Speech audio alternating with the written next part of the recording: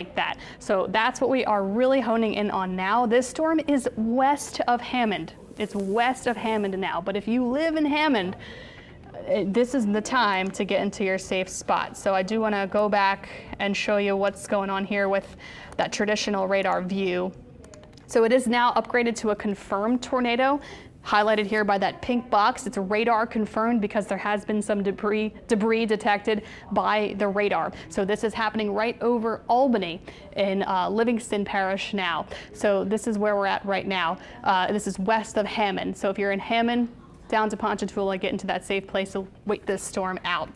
I don't know if we can, if there's any traffic cameras we could position towards maybe Hammond, Ponchatula, and Albany in a few moments to see if we could see maybe an area, possible tornado passing on through.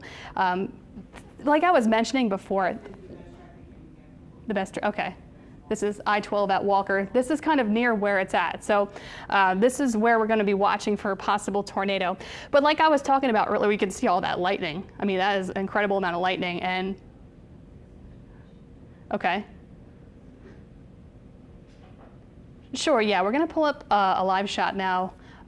One of our staff is driving to Tangipahoa Parish, and he's just caught in the rain, caught in the lightning now.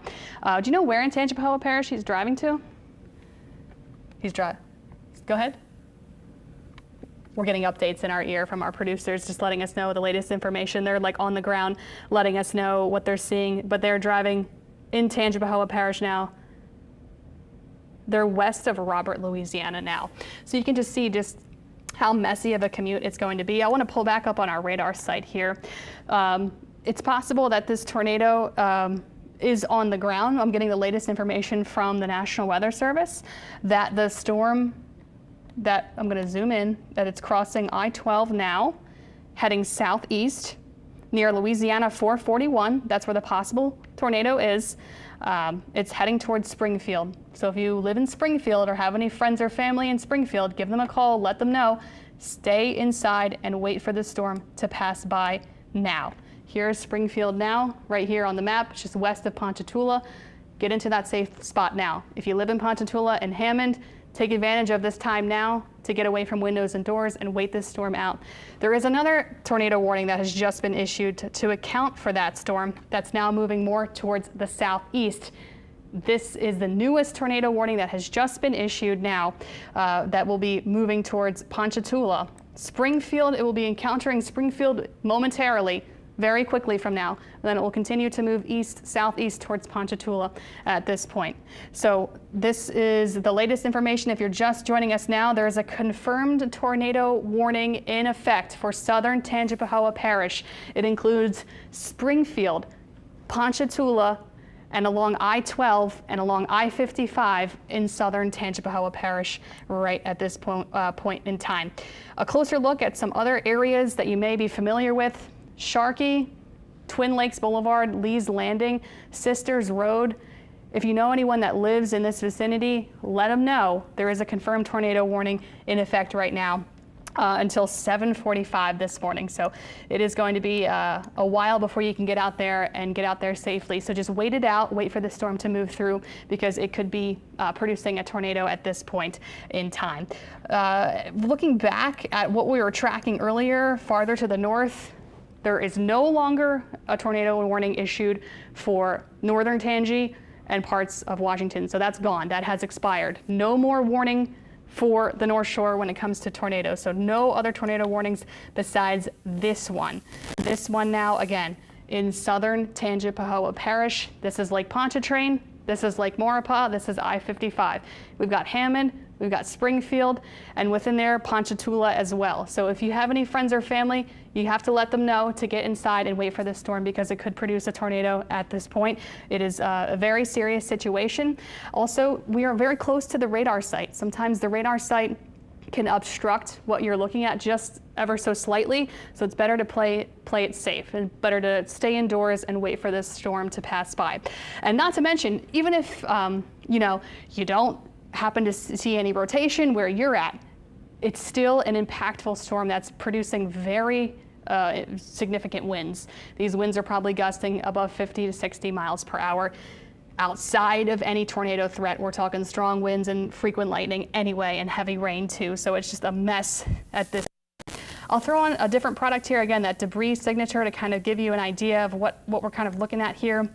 It is kind of obstructed since we are closer to the radar site. It gets a little bit busy and harder to see. So that's the only issue that you run into when you get closer to the radar site. But from Springfield to Ponchatula is where that possible rotation is, and there's possibly some debris being thrown into the air. Like I mentioned, could be shingles, could be, you know, branches, parts of, okay, we're gonna take a live shot outside to show you Hammond.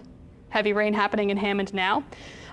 Okay, so Hammond is kind of right near where we're tracking this possible tornado, or this confirmed tornado, I should say. So that is, they're just north of where this is. There's a lot of heavy rain happening in Hammond now, a lot of lightning as well. Traffic is moving along. They're traveling north, I'm guessing? I'm not sure if they're traveling north or south, but they're traveling west along where they headed to. Tell them make sure to stay safe. Don't head south along I-55. He's heading to I-55. Where's he at? Okay, there's a sign right there. Did anyone see that? Anyway, he's on the North Shore now. You can see just how incredible that lightning is at this point. So we've got people on the ground checking in on the latest when it comes to your weather, to bring you the very latest on what's happening with these really rough storms. I do want to provide you again with another look at our radar here, since we do have this confirmed tornado warning, and we do just get some information from the National Weather Service. So they're saying that the possible tornado is moving southeast near Louisiana 42, getting close to Oak Alley Drive. So if you live near Oak Alley Drive, now would be the time to get away from windows and doors and get into your safe place at this point. So I'll put some motion on it, and we can kind of track this storm and take a kind of a better look at what's going on here. So if I can zoom in even more, maybe we could try to see Oak Alley Drive within our product here. So I know there's just a ton of roads, and when I zoom out, it's kind of hard to see. But generally this vicinity is where you would want to kind of hunker down and wait for this storm to pass now at this moment in time. I am kind of switching between these products relatively quickly to see if there is anything jumping off of the map when it comes to the debris signature. It's kind of hard to see, like I mentioned, it's a bit obstructed by the fact that the Hammond radar site is right there, but kind of in this vicinity near Sharkey, it's possible that it's, you know, we could be seeing a little bit of debris being thrown up there near I-55, near Sharkey. And I'll go ahead and kind of switch back to, or just west of Sharkey, I should say, kind of throw back on what's happening here, the last 15 minutes of our radar scan. So just west of Sharkey is where that possible rotation is, near Springfield, moving towards Ponchatula now. So Ponchatula, now is the time to stay inside. Ponchatula, the storm is right approaching the city of Ponchatula now. This is the perfect time to hunker down, give your friends and family a call in Ponchatula, make sure they know this bad storm is coming in at this point in time. As it continues to push and straddle the parish line, this is southern Tangipahoa Parish along I-12, along I-55. The storm itself, the warning box is south of Hammond. So Hammond, the southern parts of Hammond also want to stay inside and just wait this thing out, wait for it to pass. Continuing to bring you the latest information on what's going on today, I want to zoom out again, kind of provide some more orientation and just a refresh. 7:10 this morning, we have a confirmed tornado warning in effect for southern Tangipahoa Parish from just south of Hammond all the way down to Lake Maurepas. There is also more storms moving through the North Shore. The North Shore, the rest of the North Shore is under a severe thunderstorm warning. Franklinton down to Folsom, getting some very strong winds and frequent lightning and heavy rain. So the storm's continuing to push east. These are kind of ripping through now and roaring and producing probably significant power outages and widespread power outages north of the lake at this point. Zooming out on the South Shore is quiet now. All the action again is happening north of the lake. We can expect later this morning for the storms to impact the South Shore, just to kind of reorient and what's kind of the big picture of what's happening now. I do want to give you again the latest update from the National Weather Service. They wanted to mention that they're no longer seeing that there's any indications of tornado debris signature, but they're not going to cancel the warning just yet. So they'll let the warning stay, but so far what they're seeing, they're not seeing any of that debris signature really popping off the charts, which is kind of what we were looking at before, where it doesn't look, incredibly sound and good, and also it's a little bit difficult to see because the radar site is right there. But earlier we had seen maybe some small indications of debris farther west, and as the storm continues to push east, it looks like the rotation is weakening, as there really is not a whole lot jumping off of the debris signature here. I'll put on the storm relative velocity once again to kind of show you where any potential rotation could be. Similar to the other product, it's hard to get a really good, accurate picture when it's like right on top of the site, but kind of in this general vicinity near Ponchatula, it looks like there might be some leftover rotation, but it's not as strong. It looks like the storm is kind of separating, and that being a tornado would no longer really be a huge concern. However, it is an active scenario. It's an active situation where these storms, they have that capacity to deliver a quick spin-up tornado. So sometimes it's there for a couple scans of the radar, and then it kind of goes away. So that's why it's important to really stay aware of the weather, stay informed of the weather today in case there is a tornado warning issued for where you're at. But the nature of this line of storms where you get these straight line winds, you kind of only get these quick spin-ups that are here for a second and gone for the next. But no matter what, we're talking the facts of very hefty winds, and these winds can certainly knock down some trees and do some damage and cause some power outages this morning. So I think we already are seeing reports of power outages on the North Shore now. I don't know if we could get the latest information when it comes to the power outages on the North Shore to kind of show you a map, but I think I did see that the National Weather Service had mentioned there have been hundreds of reports in Tangipahoa Parish of power outages now. So that's already unfolding at this point. The storm continues to impact Tangi down through Hammond, moving into Lake Maurepas now. This storm will also push east into St. Tammany Parish within the next 20-30 minutes or so. As we go into the next few hours, 1,200 outages. So our producer just updated us. There are 1,200 outages in Tangipahoa Parish. Yes, okay, 1,200, thank you. 1,200 power outages in Tangipahoa Parish now.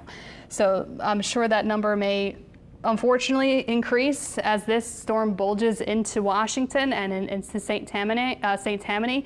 I would expect there would be some more, unfortunately, throughout the morning. I know a lot of us are kind of getting up and getting ready to go to school, to go to work. If you can delay your travel, if you live in Tangi and you can delay your travel, say you want to, you head down I-55 to get to New Orleans, I would still wait this storm out. It is moving by relatively quickly. It has already cleared, the worst of it has already cleared Kentwood. The storm itself is moving at about 40 miles per hour.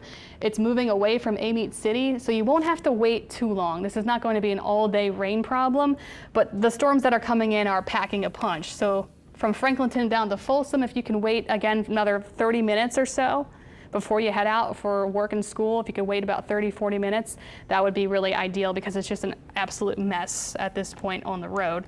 I wanted to see also the National Weather Service is really wonderful. They provide such really great information. They really stay on top of emergency managers and what reports they're seeing, and then them themselves kind of looking at all of their data and their information.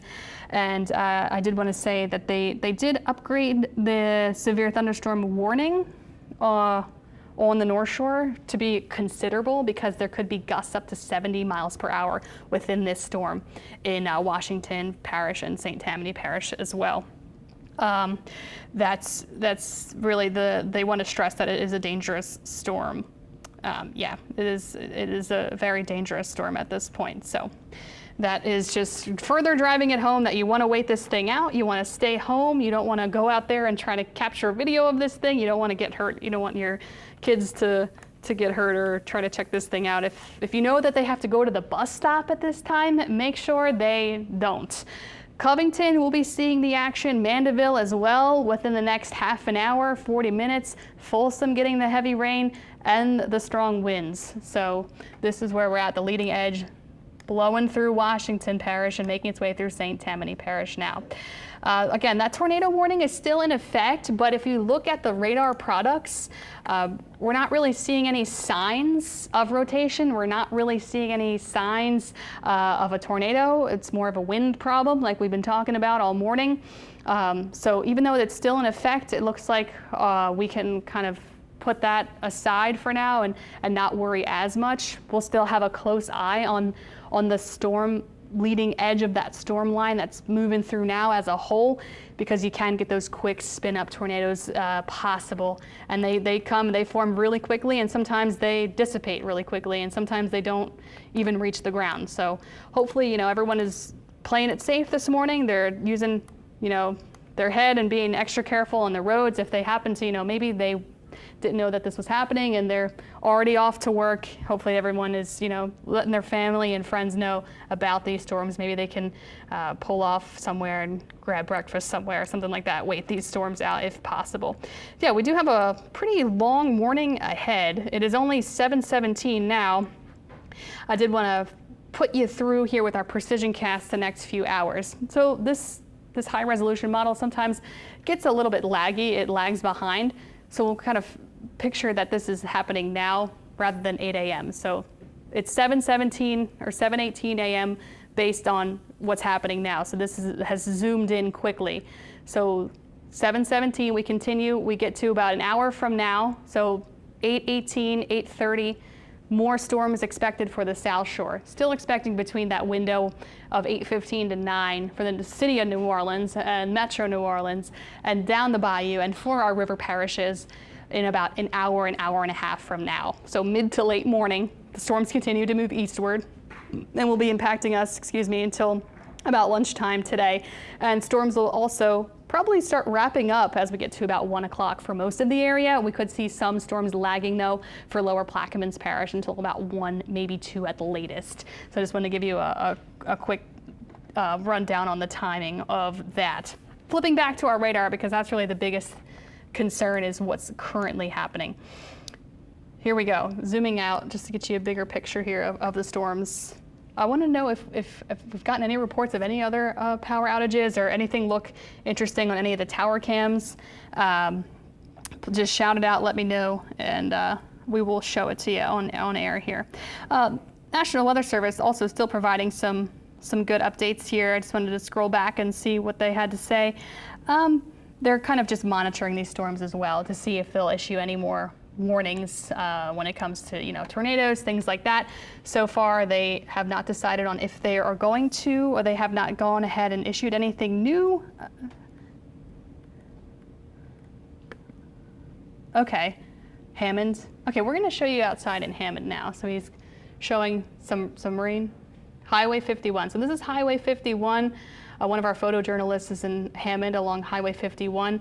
Just capturing that rain coming down and the lightning that flashes, every few seconds. So the storm is pretty bad, and the Hammond is seeing pretty much the worst of it. The leading edge of the line has already pushed into Hammond, but Hammond is just kind of getting pummeled with the rain and the lightning now, and of course the winds are probably whipping a bit within this storm now. So yeah, Hammond is certainly getting in on the worst of the action. So yeah, just how bright that lightning was. So you don't want to get outside if you can. I know a lot of people probably already left. If you can, let them know, if you know that this is their regular route or this is where they work, make sure they're safe and they're doing all right. Yeah, the biggest thing with these storms today, like we've been talking about, is the wind problem, but you can't rule out isolated tornado risk within these storms. The lightning is also really, has been nonstop. So the nonstop lightning continues.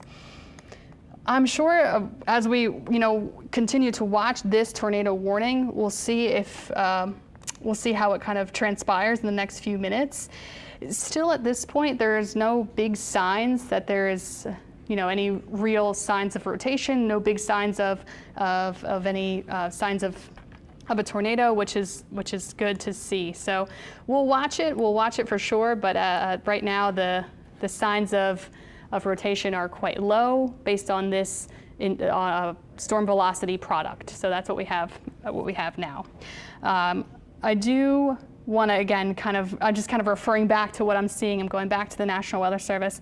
They are just continuing to provide updates. They're going to upgrade the severe thunderstorm warning that they have already issued. They're going to extend it now to include Lake Maurepas, and it's going to be that considerable warning, meaning there could be winds up to 60, 70 miles per hour within that storm. Like we've been kind of talking about, it's more of a straight line wind damage event. I think with this, with a low risk for quick spin up tornadoes that would not last long and would not be like those discrete single storms that can do damage on their own. It's not like that. When the storms kind of consolidate in a line like this and race eastward, it's harder to get tornadoes to form. It's harder to get the long-lived and strong ones, which is always good. But nonetheless, like we always say, wind damage is wind damage. Doesn't matter, how you get it. If your power is out, it's really unfortunate. It's just terrible. So we're gonna continue to be with you here all morning long as we get you through your Monday morning commute. These storms are starting to get into our river parishes now, slowly as they work eastward. So the North Shore getting the action first, but the South Shore, you can see there's more line. There's more of this line back west that is going to be headed for the South Shore within the next hour. So 1 hour to 1 hour and a half from now, anywhere from 8:30 to 9, South Shore will get the worst of the storms as well. Getting back to kind of what we're seeing on the ground, I don't know if anyone can pull up any kind of what it's looking like on traffic cameras or things of that nature, any updates when it comes to power outages. I know that we've already had reports of over 1,200 power outages in Tangipahoa Parish so far. I'm sure that number will be increasing for the rest of the North Shore as this line of storms moves through. Okay, yeah, Tangi still 1,200 outages, so thank you so much. Everyone's working behind the scenes also to bring you the latest on what's happening with this storm. So the silver lining, even though we still are dealing with this tornado warning, it appears as if the risk of a tornado is quite low. It appears that the winds have separated and that the risk of seeing a tornado has diminished. So it's just more of a wind problem, like we've been saying. So this. Okay, so now we're going to take a look outside. This is I-12 east of I-55. Can't stress enough about how bad the lightning is. I think you can see someone actually maybe pulled over there on the shoulder. I know it can be a bit dangerous to do that, but some people, it becomes a little bit too overwhelming to drive, and I think you'll probably see people with their flashers on. You can see that off in the distance. Some people have pulled over. Yeah, so it's going to be a rough drive this morning. Even after the rain is done wherever you're at on the North Shore, it's going to be a significant amount of rain that you've seen, so you'll have wet roads. You'll probably have some tree branches and debris possible in some of the roadways because of the winds and how they're kind of whipping things around. And the lightning is just non-stop. So you don't want to be outside and caught in this at this point. So if you can wait it out, you can wait to commute to work. Say that again? Okay. Okay, so Brandon and Bree, yes. You guys are ready to kind of fill in and chime in? Well, sure thing, Alexa. First of all, thank you for staying with us for the past hour and keeping us up to speed on this system that's moving through as rapidly as it is. In moments like this, the public safety is what is important. And looking around, as Alexa mentioned, that system is moving through fast. Got a couple of things to tell you about. We've been monitoring the outage map, and nothing significant, but what we can see in parts of Baton Rouge and whatnot, as the system moves through, you can see that they're dealing with outages there. So a little west of where Alexa is right now as far as the tracking of the storm, but seeing that we are having some outages in the area. Also checking parish by parish between St. Tammany and Tangipahoa in particular, not seeing any delays or official calls for delays in schools, but officials in Tangipahoa Parish are saying they understand that the weather is very bad at the moment, so don't worry about getting to school on time at the moment. Be safe, and then at that point get to where you need to be. They're going to honor that and not penalize any student who is late here, according to the parish's Facebook page. And Alexa noted that as well, just giving the school maybe a call ahead to let them know that you would be late, but at this point you don't even have to do that because the schools are monitoring it. Taking a look across the area too, we know that those storms that, what Alexa is monitoring there is on the north side right now. She did say we could see that head on the South Shore just a little later, but NOLA already sharing that they're already responding to that. Heavy rain could cause street flooding, so neutral ground parking allowed through 6 p.m. tonight, and that is with these thunderstorms and the rain in the forecast, so something to pay attention to. Looking across some other areas, schools here on the South Shore, not seeing any changes at this point. Of course, if that does change as far as you trying to get to school maybe a little later with the rain, we'll definitely check on that. But right now, so far, just the schools on the North Shore monitoring that. But right. It's important to be very careful as you're headed out this morning. Alexa mentioned being on the roadways is an issue, so if you can avoid it, stall, maybe getting to work late, just let them know that's an important option that you do have as well. And so we want to take a live look here to see out on the roadways. This is our photographer Troy Toops, who has the weather tracker vehicle out there in Hammond, seeing that lightning flash across the sky, and we've seen that a lot this morning. That to me is probably the biggest indicator that we're seeing a lot going on. Right, an indication to stay inside if you can, because what you see right now, of course, is not safe. Troy has pulled over alongside the road right now as well, given the calls for those strong winds. Alexa saying right now, the most of them seeing straight line winds at the moment, but doesn't matter. A strong wind, a strong line of wind is a strong line of wind. I was telling you about the outage map here and taking a look at it. Parish by parish, according to Entergy Louisiana, as we keep this shot of Troy up right now. We're looking at the outage map right now, actually. A lot of the power outages right now seem to be focused in on East Baton Rouge Parish. I told you that in points west, we were seeing a significant number of outages there as the system moves its way through. That number standing at a little over 2,700 customers.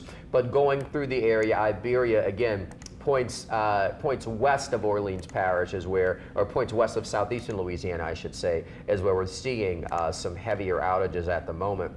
Not seeing that, though, as we do get into other parts of the area. But then looking at the CLECO map on points in the North Shore, you're seeing that they're beginning to see some power outages there. So just overall, as to be expected when you've got weather as bad as this, the power might in fact be compromised because of the wind, because of the lightning. And so it is just best to stay in place where you are right now. Alexa is getting the very latest as she checks the data from the National Weather Service, also what her monitors, her models rather, are telling her right now, keeping us up to speed on this. She was showing us the radar and looking down the line to a few minutes from now, because the system is going to be moving quickly. There's still some heavy rain set for it for the next hour or so. Right. So when we take a look at the timing of this, I know this is moving fairly quickly, but for those parents who are headed out this morning, you're seeing some more outages. Yeah, 1,500 customers in Tangipahoa, so that makes sense. Okay, so that number's going up. Yeah, that does make sense as they're probably getting those calls now. But Alexa, when we're looking at the timing of this morning for families who are trying to get out with their kids, deciding, okay, is it a good time to leave? What am I going to experience? What are you looking as far as the North Shore down to the South Shore? Right, yeah, so I'll show you that in just 1 second. Before, though, I wanted to show you this is where that tornado warning is. Okay. We're still going to watch this, even though it's a broad rotation that's not indicating any tight couplets, so it's not really indicating a tornado at this point. But as the storm continues to rotate and moves over Lake Pontchartrain, which is where it's headed, we're going to have all eyes on this storm. So this storm is actually going to be headed towards the Causeway within the next 20 minutes. So if you know you have to take the Causeway, that's something to also watch for. But like you mentioned, let's do the timing, because this is what we have now. This is the line of storms that's impacting the North Shore. Very strong winds, frequent lightning, heavy rain, and that risk for isolated tornadoes on the southern end of it near Ponchatula now and points eastward. No signs of a tornado now, but we'll watch and see if that changes. But the back edge of that line is more off to the west. It is moving into our westernmost river parishes now, and it will be heading down the bayou. So let's take it forward in time, and we're going to watch this kind of advance forward in time. So let's fast forward to about 8 a.m. It's impacting the river parishes. It's still going to be impacting the North Shore at 8 a.m. 9 a.m., New Orleans Metro, down the bayou to Mandeville to Slidell. So over the next, roughly 1 hour to 1.5 hours, the North Shore will continue to deal with the storms, and then the South Shore, the city of New Orleans, will see the storms move in between 8:30 and 9 a.m. this morning. So 8:30 and 9 is that window of time for the New Orleans Metro. Storms will continue probably till about 10 a.m. for the South Shore, for the city of New Orleans, and for Slidell until 10 a.m. this morning. Once we get past 10 a.m., now we're into 11 a.m., still looking at some storms closer to the coast, lower Plaquemines, lower Jefferson Parish from 11 to 12. When we get into the afternoon, that's when things start to wind down. So it's really a morning problem from now until mid to late morning is when we're going to have to continue to watch this for sure. So this is our high resolution model. We do have another model I did want to show you, our IBM in-house graph model, which also does a really good job at kind of depicting hour by hour. Once the storms get very close, the storms are a little bit better detected on our models. So at this point now, it's a little behind. Both models have been a little bit behind this morning. So this line of storms is moving by quicker. So it says 8:30 on the map, but it's already here and it's 7:30. So it's an hour behind. So you just have to take these with a grain of salt. So it's an hour behind. So we get to like 9:30 a.m. and like I mentioned, between this being an hour ahead, 9 a.m. is when we would expect the storms to move into the city of New Orleans. So between 8:30 and 9 a.m. is when New Orleans Metro will see the worst of the storms right now at this point. So it's just the beginning of what's to come. If you could delay your travel, maybe, if you live on the South Shore now, you live in the city of New Orleans, you live south of the lake, and you can, head to work and school, and it doesn't take you too long to get there, maybe it takes you a half hour or so or less, that's a good idea. But once we get closer to, 8:30, 8:39, and you're on the South Shore, you're in the city of New Orleans, you're not going to want to be dealing with this at all. So yeah, just hopefully that could at least put some perspective on the timing of this. But it is blowing by a lot more quickly than the models are thinking. So it is moving by pretty rapidly now. Alexa, does that speak to the strength of the winds about which you're talking? The fact that it is moving so quickly, that means that winds are moving quickly. Right, yeah, so the winds are moving by much more, quickly. These storms are racing by 40 miles per hour. They are not lingering whatsoever. And so they're just kind of blowing through quickly and producing some damaging winds. And that's why we have these severe thunderstorm warnings in effect, because the wind damage is certainly, evident and possible that we could see several power outages, like we are seeing several power outages now, and possibly some damage, some minor damage and down trees, things of that nature. Is it enough to the point where if you are in an area that has not been quite affected yet, but maybe it's headed towards you, some of those areas you're looking at, to maybe step outside and try to put some stuff up or tie some stuff down? Like, is that something that can still be done? That is a really good question. Yeah, if it's kind of a bit late for the North Shore, but in Slidell, if you have any Easter decorations and you're in Slidell, or you're in Hancock County in South Mississippi, you could still have time to put your stuff away. The South Shore, again, you still have time. So city of New Orleans, if you could take maybe the next 10 minutes or so, there's nothing really happening on our radar here. As you can see, it's quiet on the South Shore. So New Orleans, down the bayou, you could, take some time right now and put some stuff away that could easily blow around. Loose objects, Easter decorations, St. Patrick's Day decorations, things like that. Stuff you would be concerned about blowing away. Trash cans, if you could bring them inside, would be a wonderful idea if you're safely able to do so, which really the only spot is New Orleans points southward, sure, from Homa down to Galliano, coastal spots. In terms of potential accumulation, Alexa, once it does make its way into the city proper here, are we looking at the potential for any street flooding, or is it moving so quickly that no? I don't think it's going to be a big problem. Okay. There could be, how some of our roads are. If there is a significant amount of rain coming down in a short time, we pick up an inch, we could get some minor street flooding, some isolated street flooding is possible in those low-lying areas, underpasses, but I don't think it's going to have the opportunity to really add up. You may have, big puddles and like kind of some ponding and wet roads, but I don't think it's going to be a significant deal when it comes to the flooding. So not a huge concern for that. Okay, that's good. As we take a look live now at I-55 in Manchac, you can see just how dark those conditions are out there with the clouds and whatnot, but it looks like it's not raining as heavily there at the moment. Right, yeah. You can kind of see people taking it a little bit slowly. The lightning, my goodness. Yeah, the lightning has been really, really going this whole morning long, and has not let up. It is an impressive amount of lightning, and that just speaks to how intense the storms are. You can kind of see that travel people are taking it a little bit easier on the roads this morning. So you do want to drive slowly. You do want to bring patience with you this morning. The roads are going to be slick. They're going to be slippery and wet after seeing all the significant rain and wind. The wind and the lightning really are the biggest things that we have to deal with this morning. Right. And you say that this will be out of the way by afternoon. Right. We've had our fair share of rain over the past few weeks, but not enough where I would imagine the condition of the grounds are too saturated. Right. So, this weekend we were talking about maybe getting some rain, and we were spared. I know a lot of people were disappointed about having to cancel the parade, and it's a shame that we had to do that. Things happen. Yes, it rained really hard farther to the west. Baton Rouge, Lafayette, they're saturated. But here, our grounds really aren't saturated, so we would be able to absorb these showers just fine. I don't think we're going to see any big issues when it comes to flooding. Okay. When do you expect the next update from the National Weather Service? Or are they just, as it happens? Yeah, so they just kind of monitor every last bit of information. They're very vigilant on top of this, as we are, and they're just kind of providing the same similar updates. Hey, letting us know the storm is about to approach the Causeway, like we let you know. It's moving towards the Causeway now.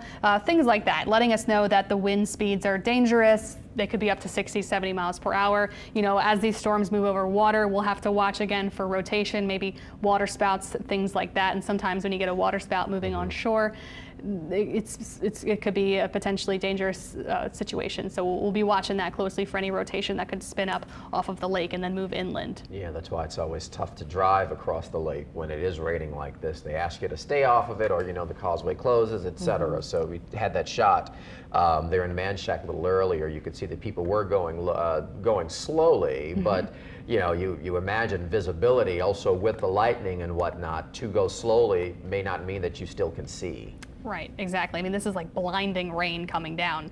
It's very difficult to see and difficult to drive. So if you're able to delay your travel, like we've been saying, give your kids' school a call, give your work a call, let them know it's a mess out there. I'm sure they already know, but just to reiterate that it's not a safe time to travel and that this morning is pretty treacherous on the roads. And the storms themselves are just making their way through the North Shore and South Mississippi now, so they are crossing the state line. We haven't even gotten into the southern part of this line of storms, but it is moving into our river parishes now, so I can zoom in on that and where it is at this point, headed towards Gramercy and LaPlace along I-10.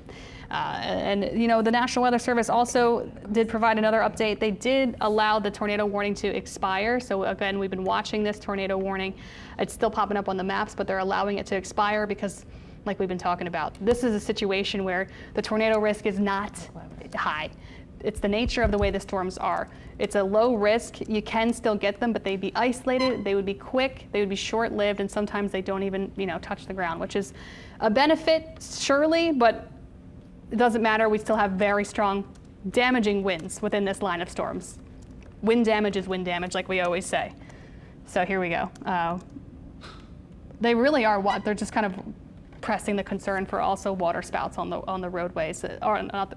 Scratch that. They're pressing for the concern for water spouts moving over the lake that could move inland. So they're watching for the potential for rotation. When the storms get over Lake Ponchatula, could it produce a water spout and move near, the Causeway? Could it move near the Twin Span later as the storm continues to move east? It's not near the Twin Span yet, but it is approaching the Twin Span now. So I'm not sure if we can kind of take a look outside also. I know Troy's probably still in Hammond or nearby Hammond. It would also be interesting just to take a look at our local cameras here, just to see the system as it's beginning to make its way here, things turning gray. Here is Troy's shot here. I would imagine that he is still in Tangipahoa Parish. At last check, he was in the Hammond area, making his way along area roadways, pulled alongside the road because conditions had worsened and you could see the lightning where he is. It seems as though as Troy does take a drive here in Hammond, we can confirm, Alexa, that things have cleared up a bit. Is that what you're seeing on the radar? Because the storms are moving by so rapidly, things are starting to improve already for I-55 Hammond, the North Shore. I did want to actually pull up some of our cameras too, so I'm going to pull it up on my end and I'm going to switch them around a bit, so I'm going to step off. So this is the city of New Orleans now. We haven't got in on the action just yet, but I can kind of rotate around and check and see if we can see. You see those clouds though? Yeah. Definitely, they're moving by. They're zipping along the clouds. So let's check and see what it looks like on the South Shore, on the West Bank. kind of just an ominous I feel sky like you there. can see how fast those clouds are moving too. So like you mentioned, if you do have some things, still to secure maybe outside or just, bring anything in, this is the time to do it because it is moving fairly quickly and the wind's a big concern here with how strong they are, Alexa. Right, exactly. So yeah, if you live on the West Bank, you're on the East Bank in New Orleans, and you want to bring in some loose objects, like maybe your trash can, you had trash day today, you still have time to bring it in. The storms have not approached the city just yet. Yeah, most of the cameras that I have over here really focus just on the metro area, and the metro area has not seen the worst of the storm coverage just yet. But like you guys are mentioning, neutral ground parking, right? Yeah. Yeah. Haven't heard yet from the city on that, but usually is the case. They do implement that. You mentioned trash day here and getting out. I was thinking about that because this morning is trash day for me. So it's like, hey neighbors, love you long time. Just move my garbage can, pull it over to the fence, and maybe that's something that you can do too as we do get ready for the system to move through. So we are hearing from NOLA already, and so neutral ground parking will be allowed in the city of New Orleans through 6 o'clock today. So the city is also letting everyone know to be careful of what's going on. Yeah, I know you were saying that you're not entirely sure that street flooding will be the big issue today. I think the main thing is, right now what we're experiencing, but it's always nice to have that option because, with our roadways, it could just be, yes. Yeah. It's a particular area or, some of those drains are clogged and even the slightest bit of rain can cause issues. So it's nice to have that option. Yes, and the rain is coming down pretty hard, maybe over 1.5 inches an hour. Yeah. So that could lead to some isolated street flooding, low-lying areas, underpasses, things that can gather water a little bit more easily, or those low-lying roads that can just flood very easily. You may get some minor street flooding. Maybe not an issue everywhere because it's not going to be a lingering rain, but it's such an intense rainfall rate coming out of the storms that you may have to deal with some nuisance flooding this morning. Right. I mean, you said potentially 1.5 inches an hour in some parts it's coming down? Yeah, just checking on the radar data, you can see the rainfall rates in some of these storms. So some of the storms could be 1 inch, some of the parts of the storms could be 1 inch an hour, 1.5 inches an hour, maybe getting close to over 2 inches an hour, just how hard the rain is coming down. So anywhere from 1 to 2 inch per hour rainfall rates is pretty high. So right at that cusp, because in New Orleans at least, the pumps can handle 1 inch of rain the first hour, 1/2 an inch every hour after that. So I guess it's just a matter of timing and also just seeing what the storms are going to do once they do hit the metro proper. Right, exactly. And like we were talking about earlier, the risk for tornadoes and things like that has been higher north of the lake. So the risk for tornadoes is lower on the South Shore. But it's the same level risk on both sides of the lake when it comes to the winds. The damaging winds, the straight line form winds are really the biggest thing. I think we'll continue to see some power outages spread across the river parishes and the North Shore as this line now is closing in on the river parishes on reserve, all the lightning coming in too, that continues to move on eastward. And actually, the National Weather Service went ahead and issued a severe thunderstorm warning for the city of New Orleans, for the metro area, just to prepare us for what's to come. It's 7:45 in the morning, everyone's going to work and school. They want to make sure everyone is aware of what is happening now, and it is going to be an intense line of storms that blows through the city of New Orleans very quickly. I want to ask you quickly, Alexa, looking at that corridor, taking this look right now, that's I-12 west of 190 there. You can barely really see things going on there. Alexa, I was thinking of Gramercy, for instance. A couple weeks ago, they had that confirmed tornado, albeit small. How are conditions there this morning? Because you got people there who have tarps on their roofs trying to figure things out. Right, so right in Gramercy. That's why I asked. Right, no, it's a good question because it's really pouring down rain in Gramercy. We've got some strong winds in Gramercy, probably 40, 50 mile per hour gusts, I would venture to guess, for our river parishes now. So surely some elevated gusts and heavy rain. And of course, the lightning is still very frequent within this line of storms. So the Gramercy area is getting kind of the worst of the line of storms moving in at right now. So like I was just talking about, that the storms have not yet made it to Jefferson Parish or Orleans Parish, but there's already been a severe thunderstorm warning issued for the city of New Orleans and for Jefferson Parish, Metairie, Kenner, all of the city, the East and West Bank. That also includes Chalmette until 8:30 this morning. So that's just how long that the warning is in effect as these storms blow through very quickly, and they are moving across the Causeway now. Strong winds and heavy rain on the Causeway. Mandeville to Covington getting slammed with the strong winds and the heavy rain. You know, when I zoom out here, the only warning that we have left is for the city. All the warnings on the North Shore have been canceled. So these storms, while they are strong, have become sub-severe. Nothing to take lightly. Still gusty winds and frequent lightning and heavy rain happening within the storms. A new warning actually has just been issued to account for the rest of it. So as I'm talking about this, a new warning just came out for South Mississippi, Pearl River County, Hancock, and the rest of St. Tammany as this leading edge pushes east. So 70-mile-per-hour gusts possible within this section of the storm as it races eastward. Covington to Mandeville, Madisonville, heavy showers and storms. These are closing in on Slidell, so they're just working towards Slidell. They'll probably be in Slidell within the next 20 minutes or so. So Slidell, get prepared. You'll be having some gusty winds and heavy showers rolling in, and a good deal of lightning as well. These storms moving by pretty quickly. But like we had showed you in Hammond, where our photographer is, things are improving. So at least on the western side of this line, things improve pretty quickly once the initial line kind of blows through. You know, we see this from time to time. This is kind of old hat for us, these kind of storms that blow in, and they're rough for a little while and then they're in and out. So this is definitely not new for us, but it's been a while. You know, it's severe weather season. Tomorrow's April 1st. You can expect, since it is that time of the year, that we'll have, you know, every so often, every few times every month, that there is that risk of severe storms because it's the transition from spring to winter. So, you know, that's just kind of the nature. And it's not just us, the rest of the country too. And we're kind of pretty used to that at this point. Go ahead. Okay. Well, as Alexa's getting that cue there from the control room, we do have our Alyssa Curtis, who was out reporting for us this morning. Alyssa was reporting, of course, on the elections roundup from over the weekend over in Jefferson Parish this morning. She's over at the Yenny building, and I believe we do have Alyssa on the phone to talk about current conditions. So Alyssa, just tell us what you see.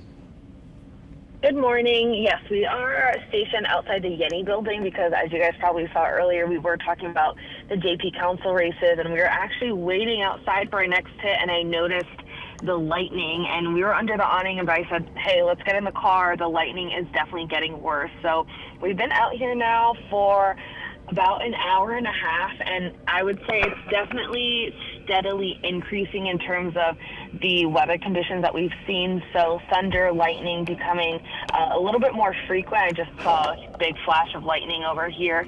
The sky is completely gray right now. Very cloudy, very just rainy, cloudy day. It hasn't really started raining just yet. We've seen a little bit of some drizzles, a few raindrops, but nothing significant.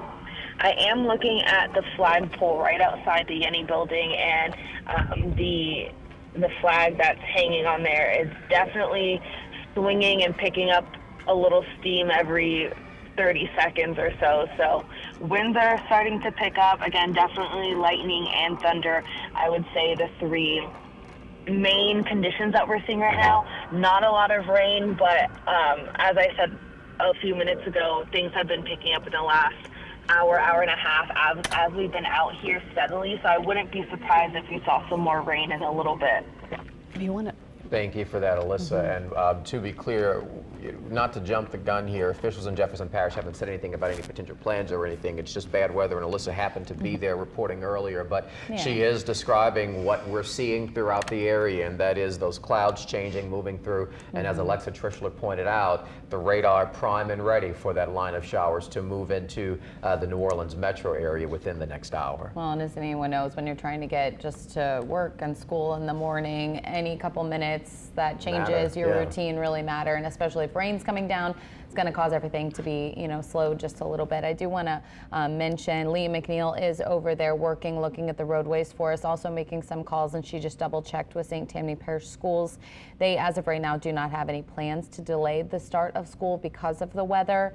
They're still saying, to take your time and get into school safely, but as of now, school is still going to be running at normal time, so something to keep in mind as you do plan your morning route.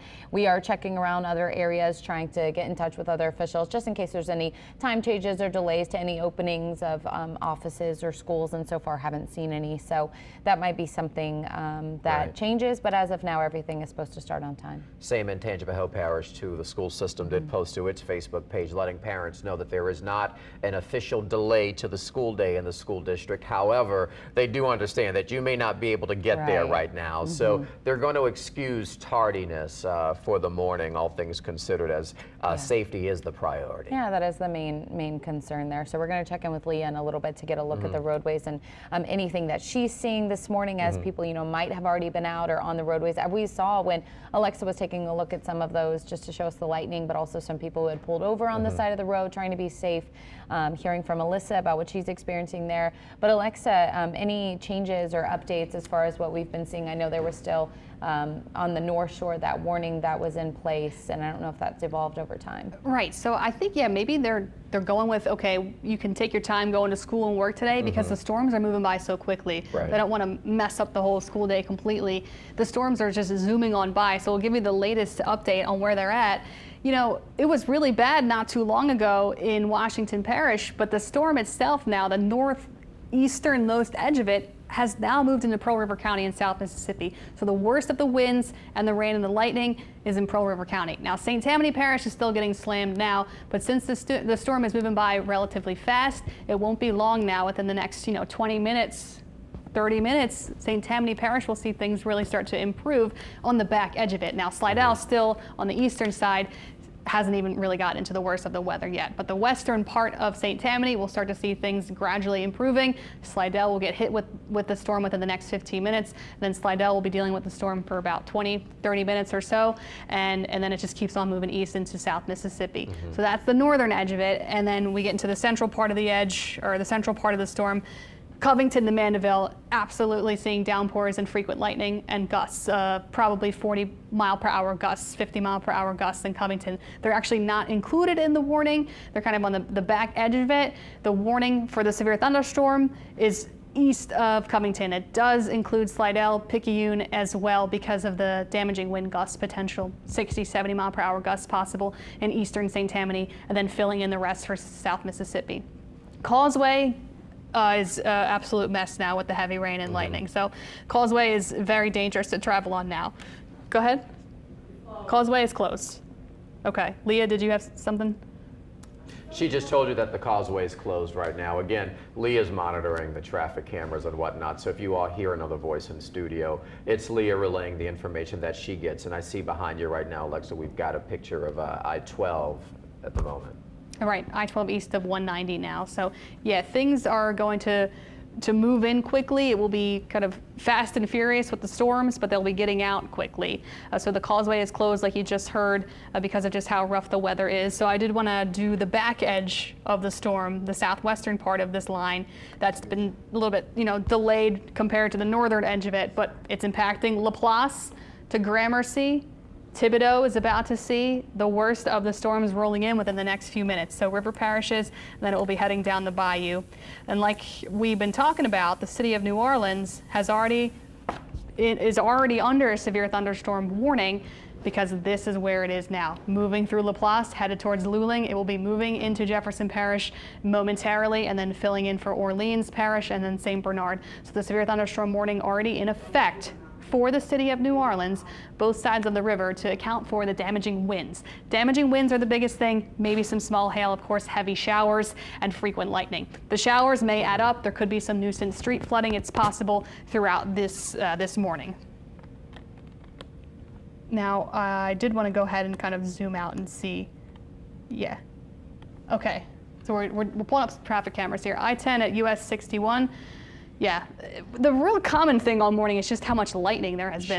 Sure. For sure. And that's what you notice when you zoom out so much, Alexa. Two things. One, you see the lightning. Also, you see how massive of a system this is. Yes, it really is. It's a big system. We've had this front come down across the deep south. The front tapped into the warmth and the humidity that you've probably felt this morning if you opened up the door before you left, or if you didn't leave and you kind of just wanted to see what it felt like outside. It has been muggy, it has been warm, the ingredients are there for severe weather, and this line of storms was actually even worse farther west. Like northern and central Louisiana had more significant severe weather than us. So we're kind of on the back end of it, and we're getting our fair share of severe storms too within this line. But yeah, it is quite an expansive line. It's stretching the entire reaches of southeast Louisiana and South Mississippi. Our entire area is going to be impacted by this line of storms. And as you can see, as it's over the lake, things are pretty heavy now, which makes sense. The causeway is closed. You can see the thick of the system is beginning to make its way into Lake Pontchartrain as it moves east. Right. Did they say how long it will be closed for? No word yet on how long the causeway would be closed, but I would imagine they're going to wait until everything settles, not knowing for sure, and perhaps begin with convoys, et cetera. But right now, the official word is that the causeway is closed from Leah. No word on when they're going to reopen it just yet. Okay, yeah. So I'm getting updates from my ear from our producer, from our director back there. So if I hold my ear, I'm just listening to what they have to say. So they're kind of getting things together back there to provide any updates. Did you say that there would be a quick hit on traffic to get a look on the roads? Yes. Okay, so we are going to send things over to Leah to get a look on the roads right now. Yeah, guys, the causeway is closed this morning in both directions. The Causeway Commission says this is due to those thunderstorms, of course, that we've been talking about. High winds, crosswinds, poor visibility, pretty much everything all at once that's leading to that closure on the causeway this morning. You can see those two thick black lines completely closed and shut down. So no word as of yet as to when you will be able to take the causeway. In the meantime, though, here's a live look at I-10 at Oak Harbor. This is in the Slidell area. Haven't seen that rain in this stretch of our viewing area as of yet, but as you know, that rain is coming, and it's coming very fast. So while you have the all clear right now, and you are able to move about if you are on the twin span this morning and on Highway 11, that is going to change very quickly as that rain continues to move into the area. Again, the causeway is still closed. You see that rain on our traffic cameras, showing some really heavy rain crossing the causeway and portions of 55. Here's a live look right now at I-55 at L8 22 this morning. See that rain on the lens.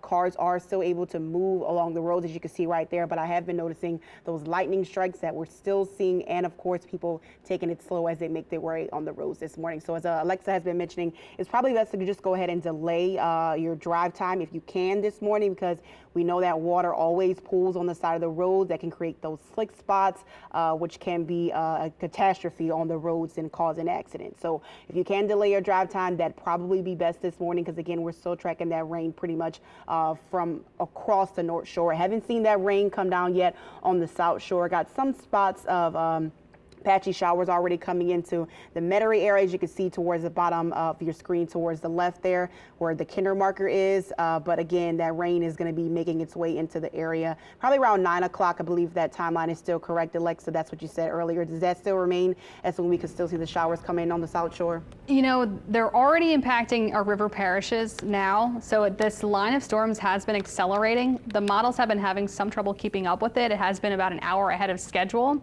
So it looks like, you know, the storms will reach New Orleans within the next half an hour, so 8:30. We were kind of already telling you that it could possibly be between 8:30 and 9. It's looking more like an 8:30 thing right now. And I will say, if you do delay travel for work, for school, when you finally get on the roads later this morning, don't rush, because you don't want to run the risk of slipping and sliding and hydroplaning. So just because you're giving yourself more time this morning, keep that mentality the rest of today, because you don't want to be, getting spun out in these wet roads that are going to be with us throughout the morning.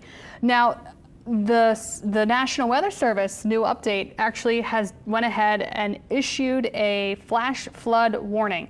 So a flash flood warning has been issued for parts of Orleans Parish at this point now until later this morning, until 11 a.m. This also includes parts of St. Bernard Parish and parts of Jefferson Parish. It's that green box there. Even though no rain has fallen yet across the city of New Orleans, we know that there are parts within the city, when you get those 1 to 2 inch rainfall rates, 1 to 2 inches per hour, it adds up. You could get some nuisance flooding. So flash flood warning already in effect for New Orleans East, from City Park down through uptown New Orleans. That includes the French Quarter.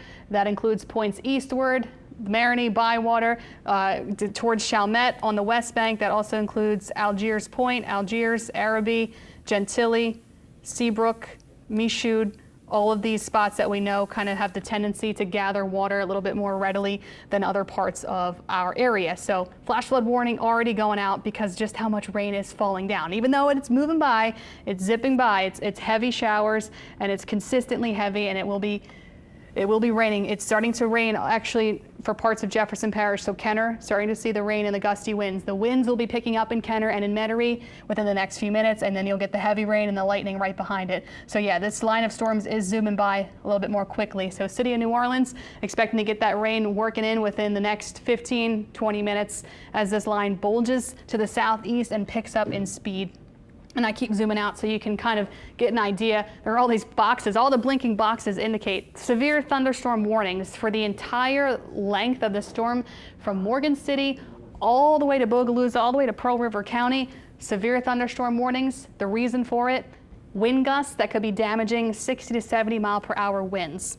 Not to mention there could be some small hail. We've got the frequent lightning and heavy rain that could lead to some isolated street flooding. Flash flooding is possible for parts of the city of New Orleans, especially those low-lying roads, those areas you know that can pick up water very, very readily and very easily. So I did want to give you another update. National Weather Service just kind of checking in on things. They said that Mandeville had an observation of 58 mile per hour winds when the line moved in. So almost 60 mile per hour winds within that line of storms on the North Shore. Like kind of we were mentioning earlier, 50 to 60 so mile per hour winds, certainly a possibility. And that's also going to be a possibility for the South Shore. As this line pushes in, we could get 50 plus mile per hour winds moving in. So it is an absolute mess from Covington down through the Causeway. That's why the Causeway is closed. These storms are closing in on Slidell. So Slidell is starting to see some showers picking up, and then the strong storms are off to the west. Covington to Mandeville, bad storms now, but you can already see that's the extent of it. Behind it, there's nothing. So things will start to improve in Covington and in Mandeville. Worst of the storms going over the lake. Worst of the storms heading towards Slidell. Picayune also seeing some pretty rough storms, of course, along this line through the rest of Pearl River County along I-59. But conditions have improved for Tangipahoa Parish. Tangipahoa Parish now, just some little showers, just some moderate rain, and that's it. Storms are done.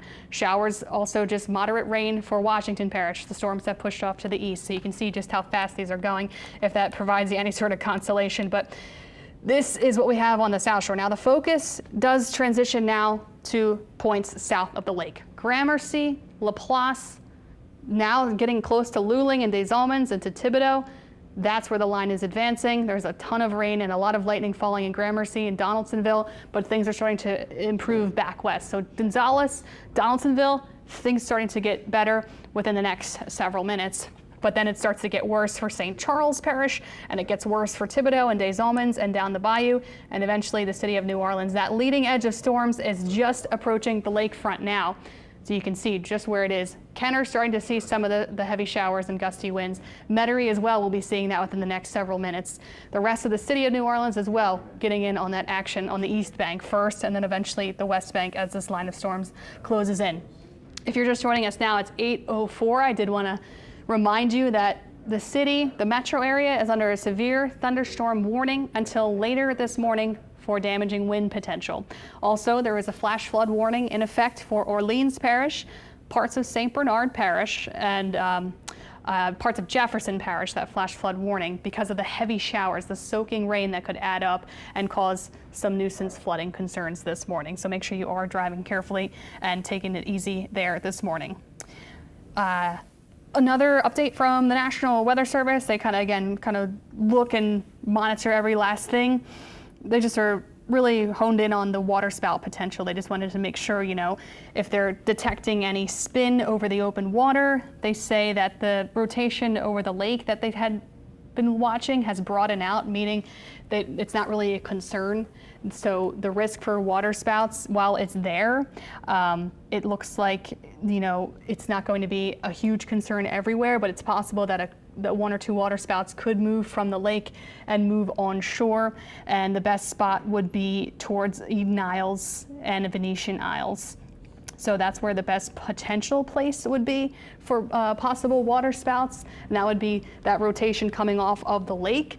But the the rotation itself has kind of expanded and broadened out, meaning it's not as tight and not as indicative of it being a huge problem, but certainly something we're going to keep monitoring, the risk for water spouts towards the Slidell area within the next 15 minutes or so, towards the twin span. And Alexa, you were looking at that radar. If you can just zero in on the river parishes for a second. We were talking about conditions there, Gramercy and whatnot, LaPlace. You can see that it's pretty red there. You put the lightning over it. You can see that it's coming down. We're looking at conditions in St. James Parish and hearing from officials there. The parish did post an update from Entergy to say that roughly 600 residents on the west bank of around the Sunshine Bridge are without power at the moment. That's according to officials in St. James Parish, but we're also hearing about schools there in the parish too.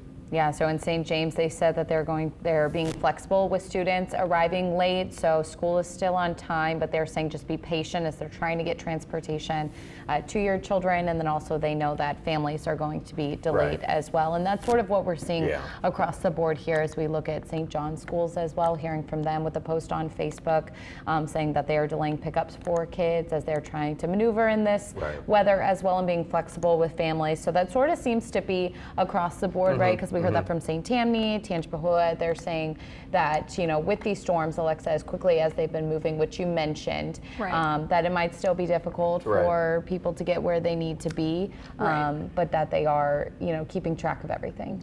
Yeah, like we were just talking about the possibility of water spouts. It's not going to be a problem everywhere, but we can get those 1 or 2 quick spin-ups of water spouts out over the lake, and they could move on shore, and if they do happen to move on shore, then you would get a tornado warning. So this is something I'm going to be watching closely, and I know the National Weather Service has definitely been watching the potential for these water spouts to move on shore. So this particular area could, move on shore and keep itself together as it moves into New Orleans east along I-10. So this is what we're going to watch. This is still over the lake, but it's headed towards the lakefront, towards New Orleans east and I-10. So that's the biggest thing that we'll be watching, is this kind of spot that it looks like it could be rotating. So this is likely a water spout over the water, over the lake, and it is headed towards the shoreline. It's headed towards New Orleans east. It's headed towards I-10 in this section, this very, busy section, very well-traveled section of our area, especially around this time of the morning. So we'll continue to monitor that and the potential for water spouts moving on shore and on land. So again, like we were just mentioning, it is raining. It is raining really hard. It's blinding rain. You really can't see. If you know that someone maybe doesn't watch the news and you know that they left for work or school at an inopportune time, maybe you could let them know that these storms are coming, and they could maybe hold off, stay where they're at, maybe go inside somewhere safe and wait these storms out. If they can maybe go to like a breakfast place or somewhere, just to park somewhere safe and wait these storms out as they move through the New Orleans metro at this point. Alexa, looking at this forecast and what you've been tracking throughout the morning, I know we did call for weather impact alert today, and you did say at 5 a.m. that things potentially could get dicey. How is this looking in terms of what you were thinking? Right, so this is basically playing out exactly as we thought. Sure. This is a different scenario than what happened over the weekend. So different weather systems produce different outcomes, which of course you've seen over the years living here. It's crazy. The weather here is... It's crazy. We know it's crazy. That. Yeah, right. like that's crazy. There we go, that part. Exactly. This is like our bread and butter. So when you have a line of storms coming in as a result of a front, you've got warm, moist air out ahead of it. The front, the general timing of the front has been, we have consistently known it was going to come in this morning for the last, probably since Friday. Since Friday, we've known that it was going to come and affect the Monday morning commute, and we've been talking about that since then. This is a little bit more of a guaranteed forecast. The orientation of the atmosphere, the upper levels, pushing this front towards us gives us a better idea, okay, this is what's going to happen, and we know it's going to be a wind problem. Most likely a wind problem. You can't rule out other factors like heavy rain and lightning and isolated tornadoes. Okay, so we knew that this was coming in. We really did. But comparing it to what happened over the weekend, it was a different kind of setup. It was a storm system that hadn't really come together yet, and it had to come together in the right place to dump the rain for us. It was a cluster of storms that traveled and it never really reached our section of Southeast Louisiana. It wasn't a front that was expected to clear us. It was more of like a blob of storms that was like, all right, it's gonna go somewhere. it could really do some significant flooding for us, or it could be a little bit more to the west, a little bit more to the east. So it was a different setup entirely. And it was unfortunate what happened, of course, having to miss the parade, but we always want to make sure you are safe and that you know what's going to happen. Any possibility, we want to make sure that you are aware of the possibilities that can happen, because as we know, the weather can change. It's not a perfect thing, and I mean, really nothing is perfect. So you know how it is. Right. And we're looking at the energy outage map right now, just throughout the area. Again, a lot of those numbers staying the same. And I'm riding the map, Alexa, along the river just to get a look at things, because it seems as though a lot of the intensity at the moment, at least in southeastern Louisiana, appears to be in that region. Looking at some parts here, near parts of, let's see here, as I zoom in. Along the river, just outside of Convent and Paulina, between there, we're looking at a few hundred people without power. Going over to Lutcher, some customers affected there. And so not significant numbers we're seeing, but we are seeing that the weather is impacting outages, power I should say, in the river parishes where we're seeing most of the intensity of the storm coverage, at least in our area. Okay, yeah, that makes sense. I mean, the worst of the storms are moving over the spots that you just mentioned, like Lutcher is getting in on the worst of it now. It's possible there might be some more outages that come out of this. Hopefully not. Maybe you get lucky and your grid is strong and it won't be so bad. And like we've been talking about all morning, it's not going to be long lasting. It comes in fast, but it leaves very quickly. Things are already starting to get better on the backside of it towards Gonzales. Already seeing things calming down. So if I zoomed into Lutcher and I zoomed in to Laplace, while they're getting the heaviest of the rain now, you can see just right behind it, Convent, heavy rain shifting to the east towards Vacherie, towards Shack Bay, towards Thibodaux. So Donaldsonville, improving conditions. You can see just how quickly those showers and storms raced off to the east. And the timing has zoomed up too. We've been talking about it maybe being 8:30 to 9. Well, now it's 8:12 and the metro area is already getting the storm. So these are zooming by. These are racing quickly.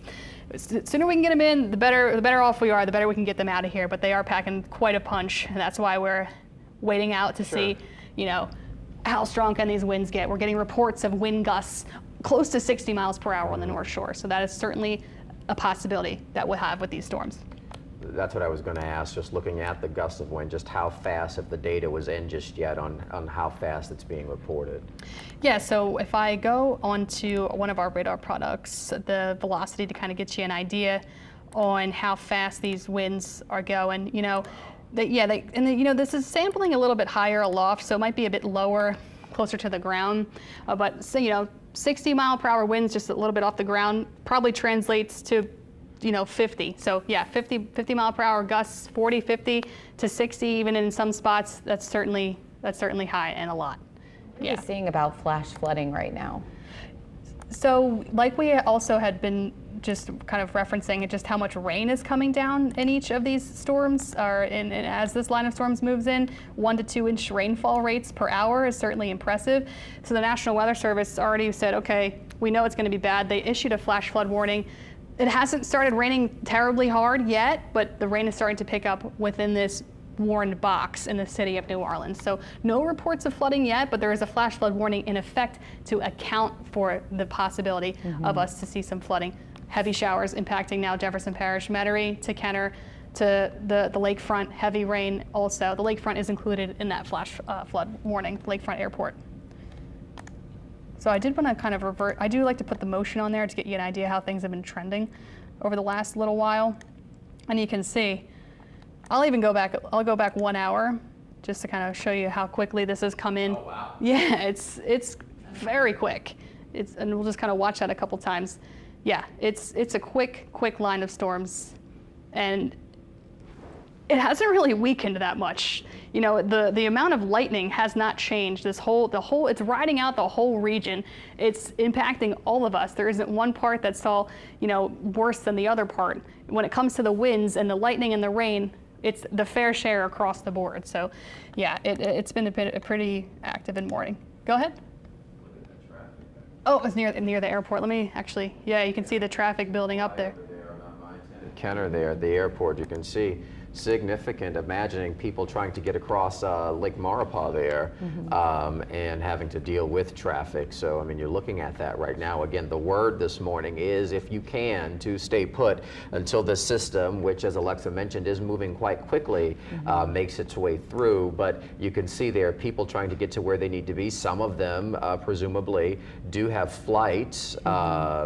And are looking for the latest from Armstrong International on what those flights may be. It's pretty safe to say right now that if you do have a flight out of the airport this morning, it's not leaving until these systems do make their way. Yeah, especially with that lightning, in the sky, that's going to cause quite the headache there. Flash flood warning. There's a lot of different elements here. How quickly the storm is moving. People anticipating exactly how that's going to affect their morning, like you mentioned, those flights. I know you're trying to pull it up now. Yeah, looking up everything right now, and yeah, we're seeing at the moment. I'm trying to see what's been delayed coming into the airport and what's arrivals. I'm looking at a few delays here this morning, but I'm trying to get a better idea as we do this in real time.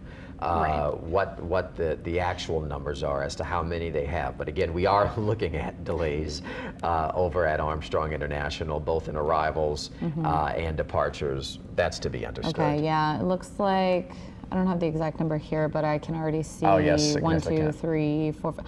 Okay, a majority. I'm seeing only 2 that arrived on time, 1 that is still on time, 2, 3 that are on time, 4, but I'm seeing about 15, 20 that are now being pushed back. It looks like majority of the time, Alexa, and this can probably compare to what you're seeing here as far as the timing of the storm, but a majority right now I'm seeing move to late in the afternoon. It looks like about 1 o'clock for a majority of these, some even 2 to 3. But I think any of those flights that were early this morning have all been pushed back to this early afternoon kind of time frame. And I think that's probably reflective of the timing of this storm that you're seeing with like the flash flood warning until 11 and some of those other issues that we're seeing kind of drawn out throughout the entire morning. They're listening to Alexa. Alexa told them this afternoon. Exactly. So they said, let's just get everything ready to go. Right.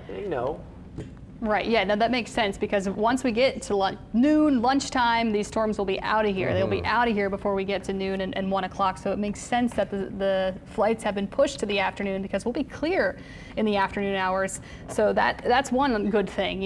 It's just the morning. We get to the noon. We get to lunchtime, we get to the evening commute, we're done, we will be dry. And I did want to bring you a new update I did get from Washington Parish. Washington Parish reporting over 1,400 power outages now. So, our power outage numbers are getting into the thousands on the North Shore. So you can just see how impactful these storms are. And of course, we've got flights delayed till the afternoon at New Orleans International Airport, lightning delay, heavy rain delay. These storms are very impactful. Also the winds are really what we're going to be continuing to watch as this line advances into the river parishes and into the city of New Orleans. So the city of New Orleans is getting the rain now from City Park, also for Jefferson Parish, Kenner towards River Ridge, into Metairie as well. The heaviest of the rain moving on to the lakefront as well into Gentilly. Heavy downpours pushing into the city of New Orleans, and it's approaching Uptown and then the West Bank within the next few moments, and into Chalmette and into New Orleans East. I wanted to transition and zoom out and look and see what's happening over in Slidell. They're also seeing the heavy rain and storms affecting them now. So this is the worst of the weather for Slidell now.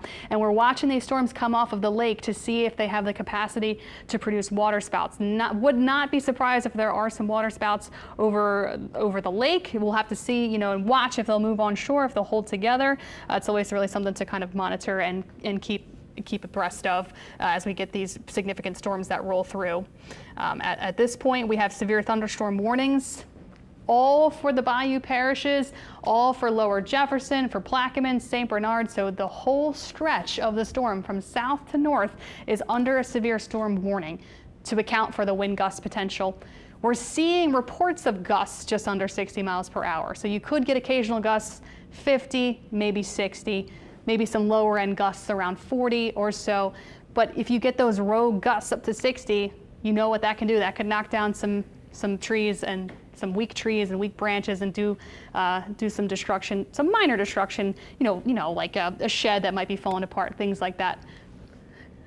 Go ahead, sorry. Okay, so there are 2,100 outages on the North Shore now from Washington Parish, St. Tammany, and Tangipahoa. 2,100 power outages now as a result of this storm. And who is that? What data is that from? That's from Entergy. I'm looking at the outage map right Okay. now, and it has that number. Tangipahoa, about 2,100 customers there. Yeah, so we're seeing those numbers begin to tick up now as the storm has been. Okay. Yeah. And they said, okay, so I just got to update. So it's from Washington St. Tammany Co-op, this map. So that's what that's from. Okay. So, another agency that is responsible for giving you power at your home, we're seeing into the 2000s, that's how many people are without power on the North Shore now as a result of these storms. Okay. I-12, this is a look outside, live look outside. This is along I-12, almost near Slidell. You can see just kind of how ominous it looks outside and how wet the roads are. The windshield wipers are really going. You're gonna have to do like max speed if you have to drive in this. You must drive. It is going to be a treacherous drive, but just how much rain we've gotten and just how blinding the rain is near Slidell. The rain is extremely heavy near Slidell and in Slidell and along I-12 surrounding Slidell. That's the worst of the storm at this point. That is the worst of the storm now. But look behind it, Covington to Mandeville, things improving. So things are starting to improve on the backside of it. However, you got to ride this out in Slidell now and wait for these strong gusts to pass by and these heavier showers to pass by. Here's also that leading edge moving into New Orleans East, moving into the city of New Orleans. Our river parishes are completely covered by the strong winds and the heavy rain. Now it's stretching down the bayou from Luling to Des Allemands. Oh, now we're looking outside again. I-10 at Chef. You can see the camera really blowing. That's out east. That's right, yeah. Yeah, you can see just how much the camera is moving around and blowing around. Yeah, these storms, they're really impactful. It's really the winds. We've been talking about the winds being the biggest thing that we have to be worried about today, and it is being realized now. We were talking about the risk of severe weather today. The biggest potential for damage would be in the form of wind gusts, and these storms are really following suit. Of course, we don't want that to happen, but at least we've been putting it on your radar, letting you know your Monday morning is going to be a mess, and it has been a mess this morning for sure. And we want to make sure, Alexa, just if folks are just tuning into our special team coverage here of the system that's moving through, we've been checking area school districts that have been in the line of the radar here, particularly those heavy hit areas. You're talking about the river parishes, you're talking about parts of St. Tammany and Tangipahoa Parish. All of those school systems this morning are saying that they don't have any delays in place officially, but they are saying that they are, of course, well aware of the weather, and they're not going to penalize anyone for being late this morning. So take your time to get to where you need to be, and that appears to be the story parish by parish, as officials are really just trying to get a better idea of what this is doing right now because it hit us so early. At the same time, they're saying to be patient with them as well. So if your child does ride the bus, it may not be there to pick you up. It may not be there at the time that it needs to be, and so maybe that's a conversation. Call the school and see if they can update you on the bus route, or maybe you just stay inside or take your kid to school when it's clear and you feel safe to get out there as well. So hopefully no one's standing at the bus stop this morning. No, you don't want any of that.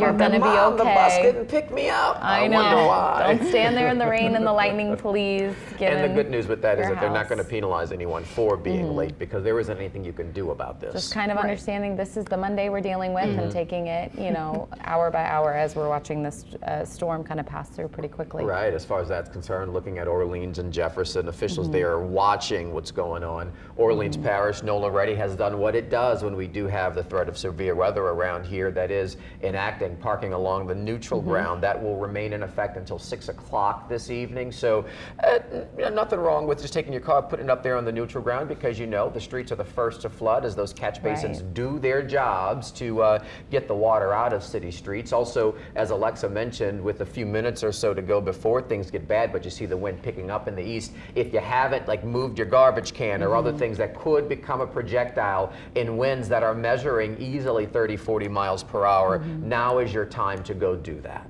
Yeah, we're watching this flash flood warning here for pretty much most parts of our area, Alexa, until 11 o'clock. We've seen delays at the airport. And so I think, now that it has passed through the North Shore, still kind of making its way there through the river parishes and down to the South Shore, expecting to see some of those changes now reflective here on the South Shore. Right, yeah, so the flash flood warning is in effect for the city of New Orleans, for Orleans Parish, St. Bernard, and parts of Jefferson Parish, because the rain, well, it's really starting to pick up in intensity now, and these are those usual spots that we know that flood. So the warning has already been put out just to account for this fact. So you will likely encounter some isolated street flooding throughout the city of New Orleans today because of just how hard the rain is coming down. Fortunately, it will not be long lasting. It will be in and out like we've been saying.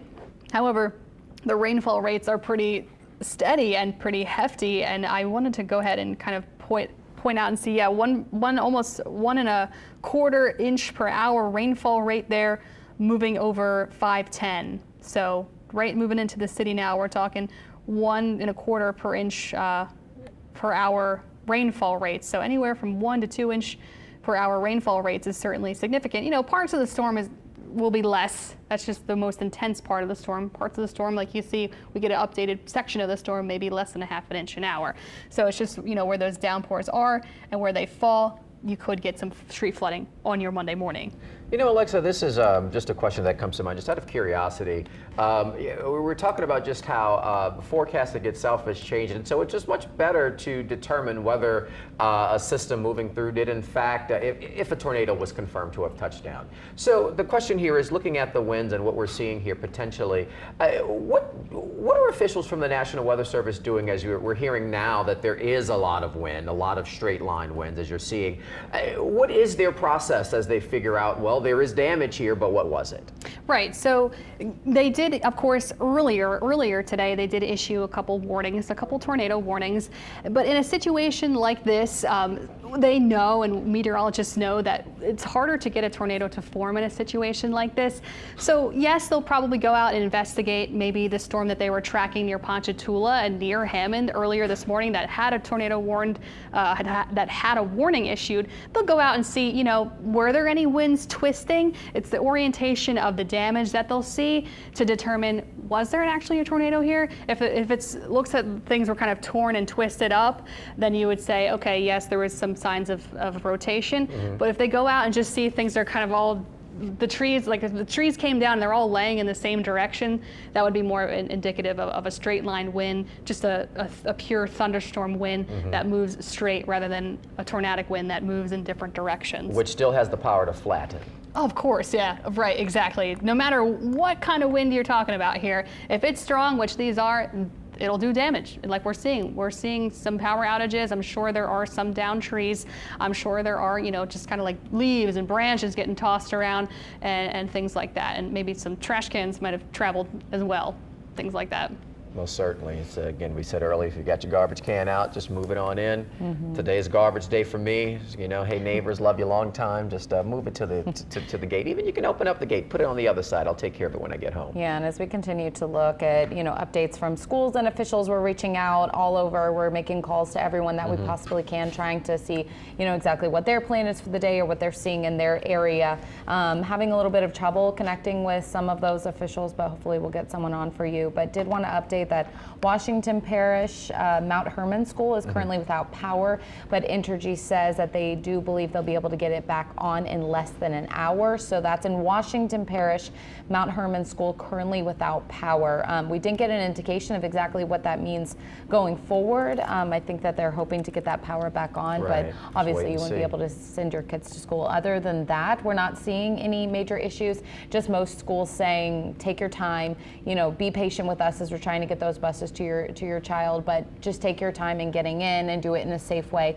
And a lot of those schools saying that they're going to allow any of those tardies and just dismiss them. That is the case in St. James Parish too, as you mentioned, those parishes, but we're also hearing in St. James Parish a closure to tell you about. The parish does confirm that the Welcome Senior Center is closed today because of a power outage due to the weather. They do say that they're going to notify residents when the center does reopen. So the Senior Center there in St. James Parish, if you had some stuff to take care of today, they are closed. St. James Parish reporting about 600 residents on the west bank of the Sunshine Bridge area are without power this morning, but Entergy is out there working to get to the bottom of it. And again, as we looked at the outage map, things beginning to tick up in parts of our area.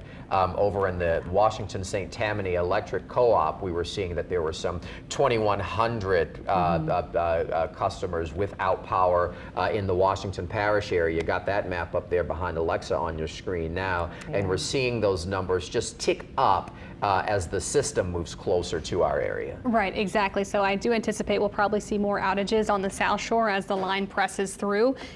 Looking at the North Shore, things have improved quite a bit. There are some steady showers behind that main line, but for Washington and St. Tammany, the western parts of it, and Tangi also, things are looking better. However, for Slidell into South Mississippi, that's where the weather is pretty bad now.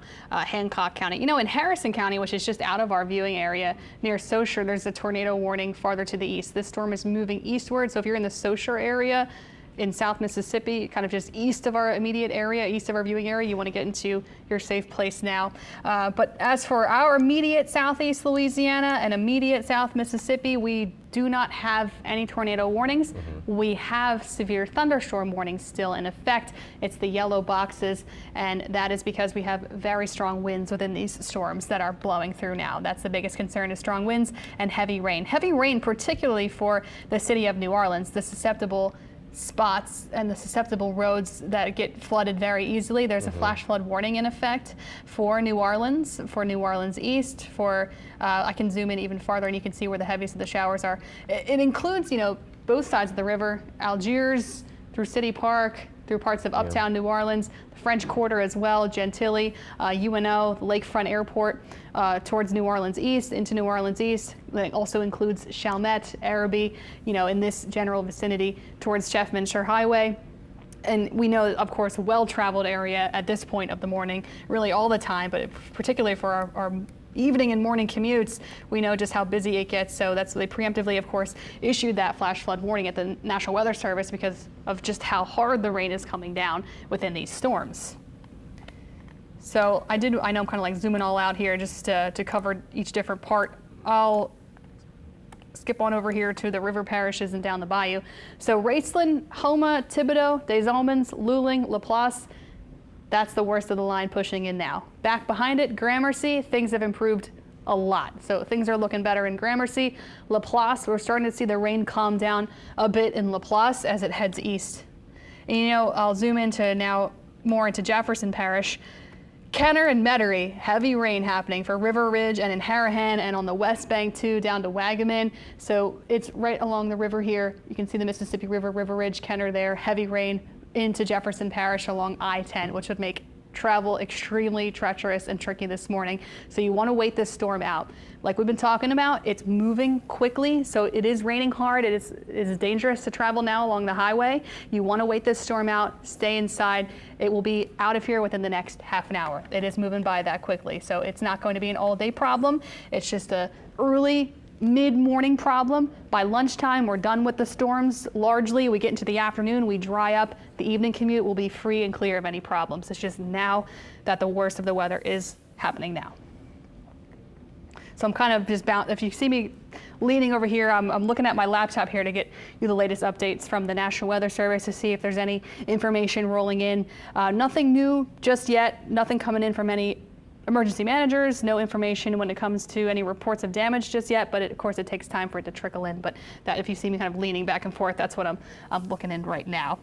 Actually, as I say that, new update coming in from the NWS. They are concerned about the flash flooding in the city of New Orleans. Go ahead, one of our producers just said something to me. Go ahead. Okay. Yeah, so we were talking about flash flooding, and we wanted to get you an update on the traffic from Leah. Leah? All right, Alexa, this is what we're looking at right now across the map. Pretty much our entire metro area is just covered in this storm system that is passing through. You see the Causeway still blacked out, still closed, still those spots of heavy, dense rain passing over major parts of our viewing area this morning. So again, the Causeway is closed at this time. They're citing those heavy winds, heavy rains, those crosswinds are a nightmare. That's why they decided to go ahead and shut down the Causeway this morning. No word yet as to when it will open. Well, we are seeing signs of improvement. This is a live look at I-55. This is one of the first spots we saw to see the bulk of that rain. As you can see, still raining out there, but nowhere near as what we saw earlier this morning. Drive times there are still extended though, because we do of course have some pretty slick roads and still that rain coming down in portions of I-55.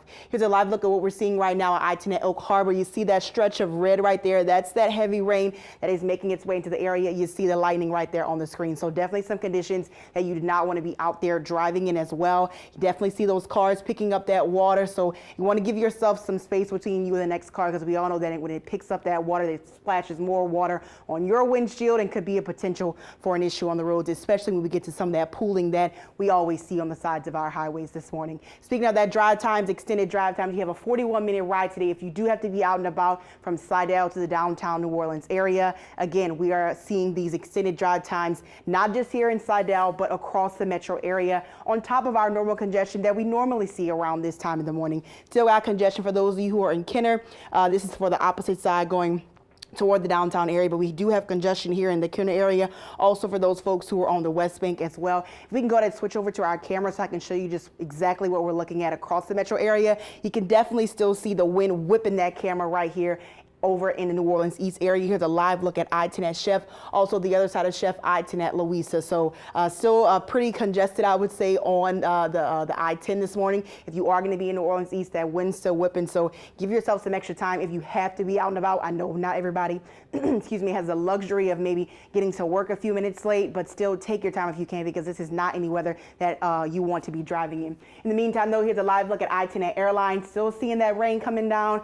Definite haze in the air at I-10 at Williams. Definitely seeing some folks kind of riding along slow with their hazard lights on. So just that's an idea of the conditions that we're seeing out there. As we just mentioned, we have a flash flood warning as well. We know it doesn't take much for us to see any flooding around in our neighborhoods, especially those spots that normally flood. We all know where they are, so just steer clear of those. But in the meantime, though, we're still waiting on an update of when the Causeway will go ahead and reopen that bridge. I would have to guess and say that it's not going to be until that rain completely moves out of the way and it's safe to drive. So because that's always the main priority. The good news right now is that we haven't got any major reports, or any reports at all, I should say, of accidents across the metro area despite that rain. So let's keep it that way and still take it slow as you make your way out and about the doors. Again, if you can give yourself a few extra minutes, just stay home if you can, because I know, Alexa, we're still tracking the timeline of this. I know you said the bulk of the rain right now is kind of heading into the Slidell area, but as far as those folks to the west, we're still seeing that rain, but not as much as we saw earlier, right?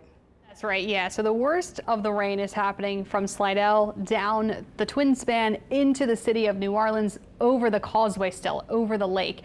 That batch of rain over the lake is the worst of the rain that the lake and the Causeway will see. So behind it, there is nothing. But you look farther down the line, very heavy rain happening for our river parishes and for the New Orleans Metro, Orleans, Jefferson Parish, both sides of the river now, the East and West Bank, getting in on that in Jefferson Parish. And down the bayou in towards Thibodaux and Raceland, Des Allemands, they're on the leading edge. They're getting impacted by the rain and the wind and the lightning. So with the strongest of the storms still moving through our bayou parishes, Houma about to get that too, of really coming in at Houma at this point. It's already been raining for a few moments in Des Allemands and Raceland, and the winds are certainly whipping within this storm. And that continues into St. Charles Parish, into the city of New Orleans. I did want to zoom in because the flash flood warning and the risk for flooding is certainly a concern, like Leah had been mentioning, like we've been talking about all morning, because of how hard the rain is coming down in such a short amount of time. 1 to 2 inch per hour rainfall rates, that really does, a big poses a big issue, I should say, for our parts of our city, parts of our area that we know can't take that much rain in a short amount of time. So it's just something to certainly watch as we watch this storm move by quickly and it continues to pour and dump a ton of rain. There could be at least, some minor isolated street flooding, not to mention the wet roads like we've been seeing, the big puddles, the ponding that will last for several hours even after the storms wrap up within, we get to the mid-morning, the storms end, the roads will still be wet throughout the rest of the morning and into the afternoon today. But yeah, the timing of this line of storms has accelerated, has picked up and has moved by quickly. So I could, once again, I'm showing you current things, but I did want to kind of walk you forward in time as well and show you kind of what the models are giving us for the timing on this, just to get you a better kind of grasp on what's going on the rest of the morning. So obviously the heavy storms happening from Slidell into South Mississippi, down to New Orleans, down our river parishes and down the bayou. The North Shore, things are improving. This line, the worst of it, is moving off to the east at this point. Go ahead. Oh, yes. Oh, here we go. We're on the twin span now. Here we go. We're one of our photojournalists here riding along the twin span. You can see just how hard it is because it's wet and the rain is coming down. It's gray. You get behind one of these trucks. There's tons of water and mist being flung at you. So it is going to be a dangerous morning to travel. So if you can wait a few minutes this morning, wait a few extra minutes to hit the road. If you have that possibility, I would take advantage of it. If not, make sure you're extra careful this morning. If you have to hit the road, drive slowly, take it easy on the roads. This guy's picking up speed there and definitely not advised. Slow it down and don't follow too closely to the cars in front of you, just like Leah was saying, because it's certainly a treacherous situation just with how wet the roads are and how hard the rain is coming down. And the worst of the storms, again, continue to impact Slidell, the Twin Span, the city of New Orleans. Here in the French Quarter at our studios, you can hear the rain coming down on the roof now, and it's coming down hard. So that's what we got going on now. I did want to walk you through with precision cast over the next few hours to get you an idea of when this will all be out of here. So the bad storms happening now, we continue to see them move eastward. This is around 9 a.m., right about now to 9 a.m. We're dealing with the storms across the bayou parishes, river parishes, city of New Orleans into Slidell, and then we'll continue to see the storms impacting the South Shore over the next hour, I would say. And then we get beyond that, we get to about 11 a.m. They start to push more to the southeast into Lower Plaquemines Parish. I think by lunchtime, 12 noon today, we will see these storms wrap up for the large majority of the area. We could have a couple coastal storms lasting until about noon or so, but the afternoon hours, things will be much calmer and nicer. So I just want to kind of get you an update on what's going on for the rest of the morning. Plan for at least the next 2 hours of storms to be impacting us, at the most. And once we get closer to lunchtime, we'll really see those storms winding down. So of course, I'm going to pull up the radar again to get you the latest of what is happening across the region. The storms are really picking up here in the French Quarter now, kind of slamming us with rain. I'm sure everyone, has been, yeah, here we go. We're looking outside. This is our sky cam looking outside, looking towards the city of New Orleans, which you cannot see, of course, because we've got rain, we've got heavy rain, we've got clouds, and yeah, it's completely being obstructed by those clouds and showers at this point. A new flash flood warning has just been issued. Another an ominous look outside, but I want to show you this before we get back to that. A new flash flood warning has actually just been issued. This includes Metairie and Kenner, so Jefferson Parish to St. Charles Parish, all the way to Laplace. That includes Luling as well. Heavy rain has led to a flash flood warning for our river parishes now. Flash flood warning is in effect until 11:45 this morning for Jefferson Parish, St. John the Baptist, and St. Charles Parish, and also including more of Orleans Parish as well. So it's basically the entire New Orleans metro that we know floods easily. We've already seen a lot of rain come down, and we're not done with it yet. So flash flood warning is expected from Laplace to Kenner to Metairie to the city of New Orleans into Chalmette towards New Orleans east, and that does include the West Bank as well. Down to Luling, it includes Algiers, includes River Ridge and Harahan on the west side of the bank, the Huey P. Long, and the west side of the river, the West Bank, also included in that flash flood warning that will be with us over the next several hours as this rain continues to fall.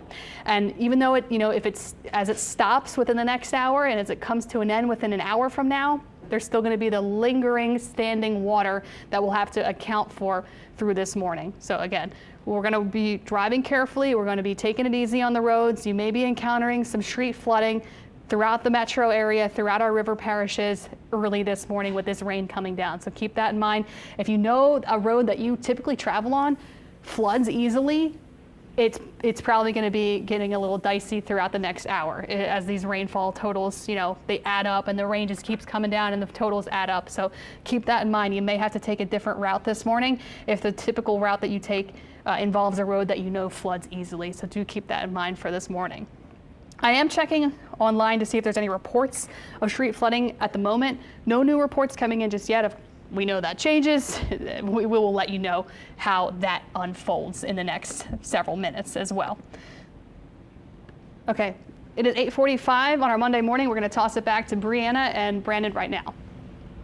Thank you for that, Alexa. If you are just joining us, we are in special weather coverage this morning as you see that very strong storm system barrel its way through southeastern Louisiana this morning, starting in the northwest portion of the state and just really pushing through over the past couple hours. Yeah, we watched that storm move fairly quickly here, but obviously causing a long-lasting headache for drivers, those trying to get their kids to school if you're headed off to work. And so we've been monitoring all of the schools and seeing what their latest is. And for the majority of the schools that we're looking at, St. John's, St. James, St. Tammany, Tangipahoa Parish, Washington Parish, they are saying that school is running according to schedule. However, if you are running late, that will be excused. They want you to take your time. They want you to be safe. And they also are asking that you have patience with them as schools are trying to get buses there to students to be able to get them back to school safely. And so that's a major concern, I know, for parents this morning. On the North Shore, that might have been remedied by now. They might be figuring out their way and getting where they need to be, as majority are still dealing with just that rain there. But as we now are feeling the effects here on the South Shore, as we can hear the rain just over our studios, the lightning and thunder. Yeah, it's starting to pick up here on the South Shore. And so with that, in Orleans Parish, the Orleans Parish Office of Homeland Security Emergency Preparedness, they are allowing neutral ground parking in the city proper until 6 p.m. today. So if you have any concerns about your vehicle getting caught in the potential for any flooding, you can park your car in New Orleans on the neutral ground. Again, that's in effect until 6 o'clock today. As far as power outages are concerned, we're beginning to see numbers tick up, particularly on the North Shore. Washington Parish in particular, we had numbers from the Washington Parish, St. Tammany utility there, and they had reported about maybe an hour ago or so, here's the map, some 2,100 customers without power as that system moves through. And what Alexa mentioned was, not only are we talking about rain, that's not the concern this morning to an extent. The big concern is the weather, the wind, excuse me, and she was measuring those gusts of wind. As she said, the measurement is a little high, but you was looking at 55, 60 mile per hour gusts, but on the ground, that's easily 40 to 50. So we're still talking about significant winds moving through the area, and that system's going to remain in place for another couple hours or so. Yeah, and wherever you are watching us, if you're streaming us, it's a good time to have that app so that you can see all of these changes minute by minute while you maybe are getting ready to head out the door. We can still continue to give you those updates. We also were taking a look at MSY, just getting an idea of what flights inbound and also those departing are looking like. It seems like anything that is scheduled about 12:45 to later, 1 o'clock, 2 o'clock, and then into the afternoon, still on time for those. It was these early morning flights that had been pushed back, and then a lot of those arrivals that were supposed to be now also have been delayed. So it looks like, as Alexa's been telling us, once lunchtime hits, that's when things clear up, and it'll be as if we're having a beautiful sunshiny day here across our area. Quite the juxtaposition right now, though, as we take a live look at one of our cameras overlooking the city. I'm pretty sure that this is on the West Bank looking toward the city of New Orleans. I think in the distance you see the Crescent City connection to a certain extent. And some lightning if you can look beyond, the raindrops and the lightning there, but we're seeing the thick of it begin to hit here in Orleans Parish too, as that system does progressing quite quickly, making for a nightmare though on the roads if you are driving. Yeah, this might be your windshield as you're trying to get out there. And so, with a look at all of those, we've had some changes on the Causeway. We know that's back open, but there's a lot happening right now as we're taking a look at I-10. We want to send things over to traffic anchor Leah McNeil, who's been trying to monitor all of this for us and keep us updated on exactly what the roadways look like in all different areas. Leah. Yeah, that's the biggest update right now, Bree, that the Causeway is back open. Still waiting on an accurate drive time because, again, it just opened, but it's in at about 22 minutes. I would say it's probably significantly longer than that because, again, as you can see, still have that rain traveling over portions of the Causeway. Conditions looking a lot better on 55, but still see a whole lot of that red that has since passed the Causeway, now making its way over the twin span. Definitely still see that haze out there with that rain. Again, good news here, no reports of any accidents on this stretch of the roadway, so still seeing though those extended drive times. It's crept down just a little bit. It was at 42 minutes, now at 37 minutes. Still nonetheless an extended drive time than what we're used to seeing as you make your way from Sidell to the downtown New Orleans area. We have seen a whole lot of wind and rain in the New Orleans East area as well with our cameras at I-10 at Chef, just whipping that camera around like it's nothing. So that wind is definitely still there. Probably a good idea to keep both hands on the wheel as you navigate through the slick roads this morning on top of that wind. In the meantime though, we're still seeing congestion associated with the daily flow of traffic that we always see, but of course it's rain as well. On the West Bank, now moving at 15 miles an hour up and over the Crescent City connection. Also seeing some slowing on 610, about 45 miles an hour in the Kenner area as well. Again, we do have flash flooding that is in effect for parts of the New Orleans area, so just be aware of that as well as Brandon mentioned earlier, that neutral ground parking that will be in effect until 6 o'clock.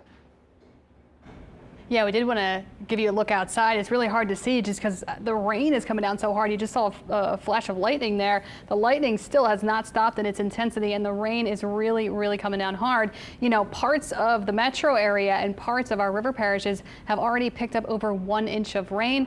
The lightning is really something that you'll want to keep in mind this morning. That's why we're telling you to wait it out. The lightning is, you know, dangerous, and the rain coming down is also very dangerous. It makes it extremely treacherous to travel. One of our photojournalists here on the road, I'm not sure what road they're on. Maybe we could see the sign and be able to tell. Okay, they're I-10, yeah, they're heading toward, that was the Little Woods sign, so that we're along I-10 here. So people, you know, traffic is moving along, but the roads are wet, the lightning is going, you need to have your windshield wipers going on at full speed just to see. So we did I did want to show just really quick the rainfall totals, about an inch and a half already picked up in the last hour for our river parishes and for the metro New Orleans. So there is a flash flood warning in effect for the river parishes from LaPlace all the way to the city of New Orleans into New Orleans East. And we did want to toss it back to Leah McNeil to get you another update on the traffic. Leah?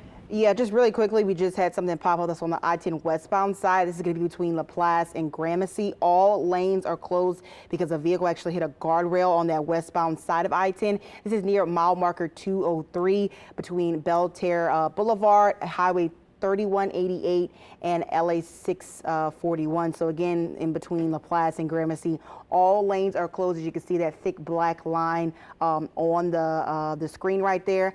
We haven't got any word that this is a fatality, so let's just keep our fingers crossed and just hope that this is a minor injury. Again, those roads out there are slick. This vehicle involved in its accident did hit a guardrail, so they kind of went off the roads and hit that guardrail. Again, just be aware if you do choose to be out there on the roads. I know we've been mentioning that if you can just give yourself a few extra minutes, definitely a good idea to do so. But again, we know the reality of the situation. Some people just have to be out and about. So if that is you, just drive very slowly, very carefully, because there are slick spots on the roads outside right now. Again, I-10 westbound is closed between LaPlace and Gramercy. Yeah, and here's the latest on what's going on with the storms. Very strong winds are moving down the bayou now, and this is going to be really an area of concern for damaging wind gusts for St. Charles Parish moving into Lower Jefferson Parish. Homa seeing some very strong winds and frequent lightning too, in addition to the heavy rain. I don't know if you can hear it, but we can hear the thunder outside of our studio here on Rampart Street in the French Quarter, and the rain is coming down across the city of New Orleans in the French Quarter, back towards Metairie and in Kenner, and on the West Bank as well. Heavy rain in New Orleans East and for Chalmette, and on the West Bank towards Belle Chase, we're seeing some heavy downpours as well, and that's why we're dealing with this flash flood warning. Looking ahead outside, I think we're still along I-10 here, correct? Yeah, is this heading towards New Orleans? Heading towards, so this is to New Orleans, yeah, so heading west, so yeah. That looks like the east. Yeah. Yeah. Brandon just mentioned he just saw the sign for Bullard. So this is headed towards the city of New Orleans on I-10 right now. So you can see that the the windshield wipers are just maxed out. So it's one of those drives where you want to take it slow. If you absolutely have to commute to work, you don't have a choice. Maybe you work in the medical field, you work as a doctor, nurse, things of that nature, or you just have to be somewhere right on time. You just want to take it as slow and as steady as possible and carefully as possible this morning, as these roads are very wet and the rain has not stopped for Metro New Orleans, and the rain continues along I-10 east towards Slidell.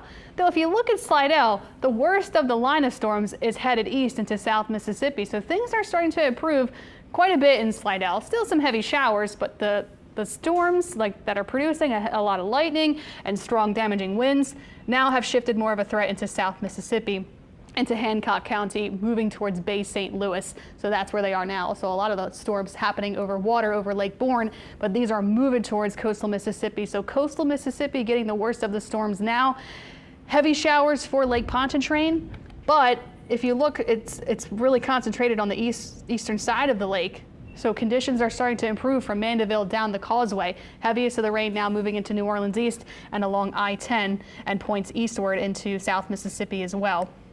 Tangipahoa Parish, big improvements. Also big improvements on the North Shore, St. Tammany and Washington Parish, just dealing with some steady and soaking rain. But as in terms of severe storms, they have pushed off to the east. So the severe storms have pushed off to the east. It's just some soaking rain left over for the North Shore and for Pearl River County at this point. Really, what we're focusing in on now is the city of New Orleans, and down this line, down the bayou from Houma to Raceland to Des Allemands, now closing in on Jean Lafitte and Belle Chase. Significant winds within this storm here. Significant lightning, heavy rain. There could likely be some isolated flooding with this batch of storms that's moving down the bayou and moving into Lower Jefferson Parish and into St. Charles Parish at this point. We've been talking about the flash flooding risk for the city of New Orleans. You know, the National Weather Service went ahead and issued the warning before the rain even started coming, because they knew just how much rain was going to fall out of the storm. And we've been showing you how much rain has been falling out of the storm. Earlier, we did a little query to show you the rainfall rates can range anywhere from 1 to 2 inches per hour. I grabbed a part of the storm that's a little bit less than half an inch per hour there. But some parts of the storm, and this is a radar estimation, maybe over 3 inches in an hour. Again, this is for St. Charles Parish now, where the rain is really coming down the heaviest in St. Charles Parish.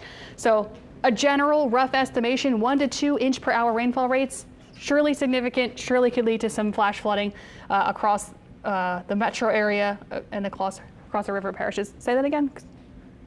Okay, yeah, this is we're talking to our directors back there. This is our live look outside that we take a look when we look towards the city from the West Bank. Obviously can't see anything but raindrops coming down on the camera there.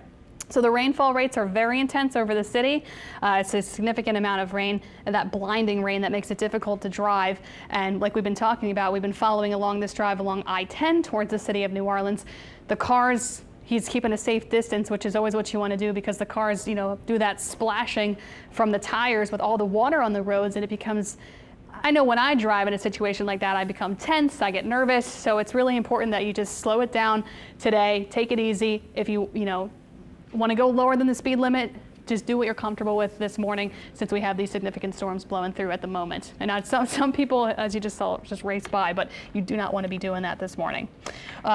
Just a closer look at those rainfall rates, like we were just showing you, anywhere from 1 to 2 inches an hour. That is a lot of rain for sure. So it is going to be a significant amount of rain that adds up and pools and leads to some flooding across the city. And even, parts of our river parishes and down the bayou is seeing a whole lot of rain. A ton of rain is coming down in a short amount of time.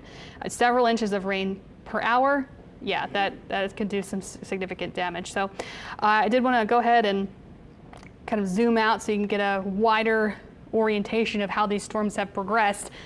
Like we've been talking about, they are moving so quickly. So conditions behind these storms, well, there are nothing but quiet weather. There's nothing to worry about after we get through this horrible kind of commute this morning. I know it could be worse. It always could be worse, but it is a rough morning. It is some rough storms. A lot of us do not want to be dealing with power outages, so it's a bit of a nasty commute for us that we're going to have to continue to deal with over the next hour to 2 hours at maximum. So we don't have much time left, about an hour or two, and then beyond that, it'll be dry. Okay. Okay, yeah, so we're going to do like a kind of a reset, a recap of what's going on. If you're just joining us, it is 8:58. We're going to be doing that in a couple moments. Is that what you want to do right now? Kind of right now? At 9 o'clock. Okay, yeah, we're going to keep that 9 o'clock time is when we're going to reset and kind of go and do a recap of what's happening, because we've been tracking a lot for you this morning. We've been tracking wind, we've been tracking rain, we've been tracking flooding and lightning, and that is what we want to get you the latest on if there's any road closures, things of that nature, and what you can expect for the rest of your morning if you have to deal with any certain flooding reports, things of that nature. I haven't really seen any points of contact coming out and reaching out to me that report or any street flooding now, but of course we know that changes. We could be getting something into our newsroom that indicates that some roads are flooded, so we will of course let you know when we find out in just a few moments. So we're just kind of having eyes everywhere to show you what's what. So I just wanted to sneak over to my laptop there, not seeing any new updates when it comes to flooded roads or any reports of that nature. So it is 9 o'clock this morning. Heavy showers and storms now press to the south, and actually it looks like the severe thunderstorm warning that was in effect for the South Shore has expired. There may be a new one that gets reissued because the storm is still pretty intense, but so far the only warnings that we have on the map are the flash flood warnings that incorporate Laplace through New Orleans, so through our river parishes into Jefferson, into Orleans, all the way through New Orleans east. So right in that bullseye metro area, we've got flash flood warnings for the next few hours as these storms move in. So it is 9 o'clock. We are going to send things over to Brianna to get you a rundown of what we've been tracking all morning. Bree? All right. Thank you for sticking with us throughout the morning. We're continuing our coverage here as we are anticipating this severe weather to continue to impact many of your mornings today as you are trying to get out, trying to get to work, get the kids to school, and figure out exactly what the timing of all of that will look like. So here's the very latest, and this is what we're looking at. As Alexa was just telling us, that flash flood warning is in effect for a majority of our area. So we're seeing that continue in the New Orleans metro area until about 11:45. Street flooding could be happening in your area or may begin to happen. So remember, do not drive through any flooded roads, no underpasses, and you want to make sure that you're paying very close attention to where you are. With that, the city of New Orleans is allowing you to park on that neutral ground until 6 p.m. So that's something to pay attention to if you know your area is prone to flooding, and it's just better to put your car in a safe place. We're looking at I-10 westbound between Laplace and Gramercy closed because of the severe weather. In addition, we're taking a close look at different schools in our area from the North Shore all the way to here on the South Shore. We're hearing from a majority that school is set to start on time or already started for those of you who are taking your children to school. They are allowing families to come in at their own time in order to keep your family safe. So if you're a little bit behind, they're saying that's okay. They're going to be flexible and be able to accommodate you once you're able to get to school on time. They're also telling anyone those bus pickups, they could be delayed for your children. So you want to communicate with the school to make sure your child's not outside waiting for that bus, or you're sitting in the car waiting and the bus doesn't show, and there's confusion there. Also, this is key for Washington Parish. Mount Hermon schools temporarily without power. We were hoping to get that update, but still waiting. They said about an hour and a half ago, they anticipated it would take about a half an hour. And so hopefully those are lights are back on, but we're still trying to get that confirmed as well. Also, I'm keeping a close eye here at MSY, getting an idea of how this weather is impacting those flights that are incoming, those that are departing this morning. So far, if you have anything about 12:45 or later, it looks like you're good to go. It looks like most flights are on time for those mid-afternoon to early afternoon flights. And of course, Alexa mentioning around lunchtime is when we expect this weather to really fully clear up. So right now, that is another thing that we are keeping a close eye on. So from the skies to the roadways, schools, what your morning is looking like, we're just trying to keep you updated as best we can with this storm that's pretty quickly moving. With that, we do want to get a check of the roadways. Some of you don't have the luxury, as Leah's been mentioning all morning, to stay home. So with that, let's check in with Leah McNeil now. Well, Bree, we definitely still are tracking that rain as it moves across our metro areas. Still pretty heavy along the lake, but some of those heavier spots are now moving into the South Shore areas. The biggest thing we're following right now is that ongoing closure on the westbound side of I-10. This is going to be between Lutcher and Gramercy. You see still kind of blacked out right here. We do know that a car actually veered off the road and hit a guardrail. At this point in time, we don't have any word that this is a fatality, but something serious has happened with this accident because they have closed down this portion of the I-10 this morning. That's really the major thing that we're watching right now. No reports of any other issues on the highways everywhere else. Nonetheless, you still want to take it slow. The Causeway has since reopened this morning, now looking at just over a 20-minute drive going in both directions. The rain, according to our radars, has slacked off quite a bit compared to what it was earlier, hence why they chose to reopen the Causeway. Nonetheless, you still want to take it slow. This is just a two-lane bridge stretching 24 miles, so still want to be cautious and take it slow because we all know what happens when it's an accident on the Causeway. It just causes even more of the headache. So just be aware of that this morning as you do make your way out. Here's what we're looking at right now live at I-10 at the Twin Span. This is closer toward the side when you get off in New Orleans East area near Irish Bayou. Still seeing those cars moving around just fine. Nonetheless, I have noticed some folks still riding with their hazard lights on. So still an indication that the visibility out there is not great. Just be aware that if you are going to be outside, that rain is starting to move through our area, but nonetheless, it's still very much there and present on the roads, and the roads themselves are going to be slick for a while. So just factor that into your drive time and be aware of that. In the meantime, on the other side of the viewing area, where we first saw this rain come in, doing a lot better. Here's a live look at I-55 at Manchac. Still seeing a little bit of rain through our cameras right here.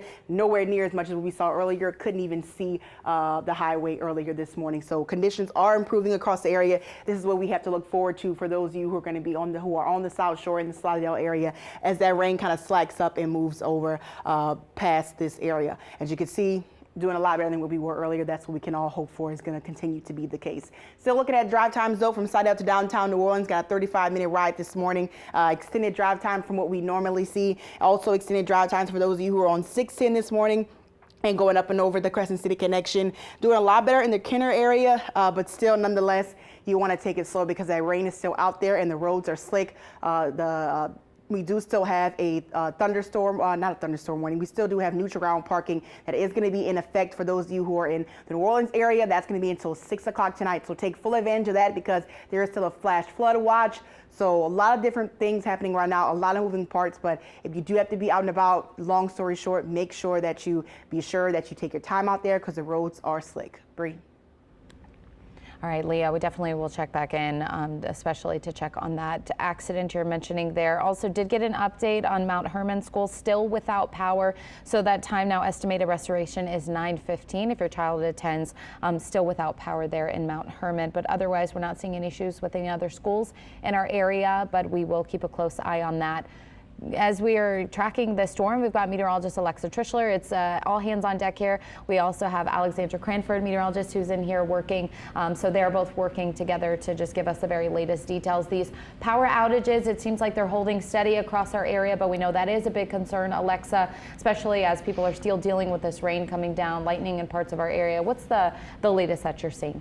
Right, so power outages, of course, a concern. Same with the flooding. So we're still dealing with some heavy periods of rain, these waves of heavy showers still happening over New Orleans. But you look to the west towards Kenner, and the worst of it has passed to the east towards Metairie. So Metairie, City Park, down through uptown New Orleans. The heavy showers continue and onto the West Bank, but there is going to be improvement quickly behind this batch of heavy rain. But you can see there are parts of it that are a little bit lighter, some really heavy downpours towards Chalmette and into New Orleans East, some really heavy downpours over uptown New Orleans and on the West Bank too, towards Estelle and onto the South Shore, farther deeper into the South Shore and lower Jefferson Parish, some very heavy rain and strong winds in Jean Lafitte and down to Cutoff as well towards Houma. But you look behind into Houma, west of Houma towards Thibodaux, and the improvements already taking shape very rapidly behind this quickly advancing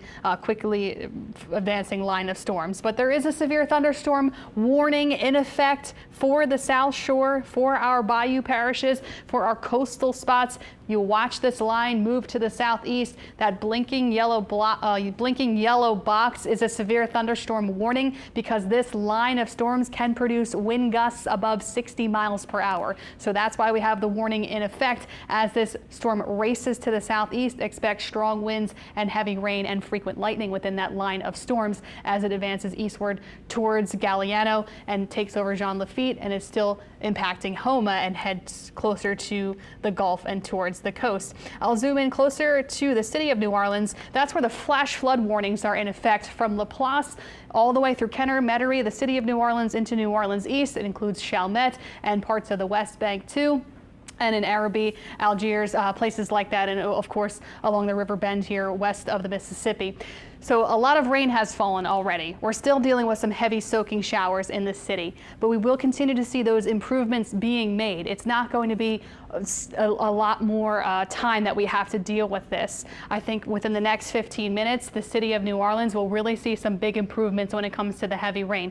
But so much has already fallen and is continuing to fall currently that you could still deal with some flooding early this morning, that there could still be some street flooding around this morning as a result of how much rain we've already gotten.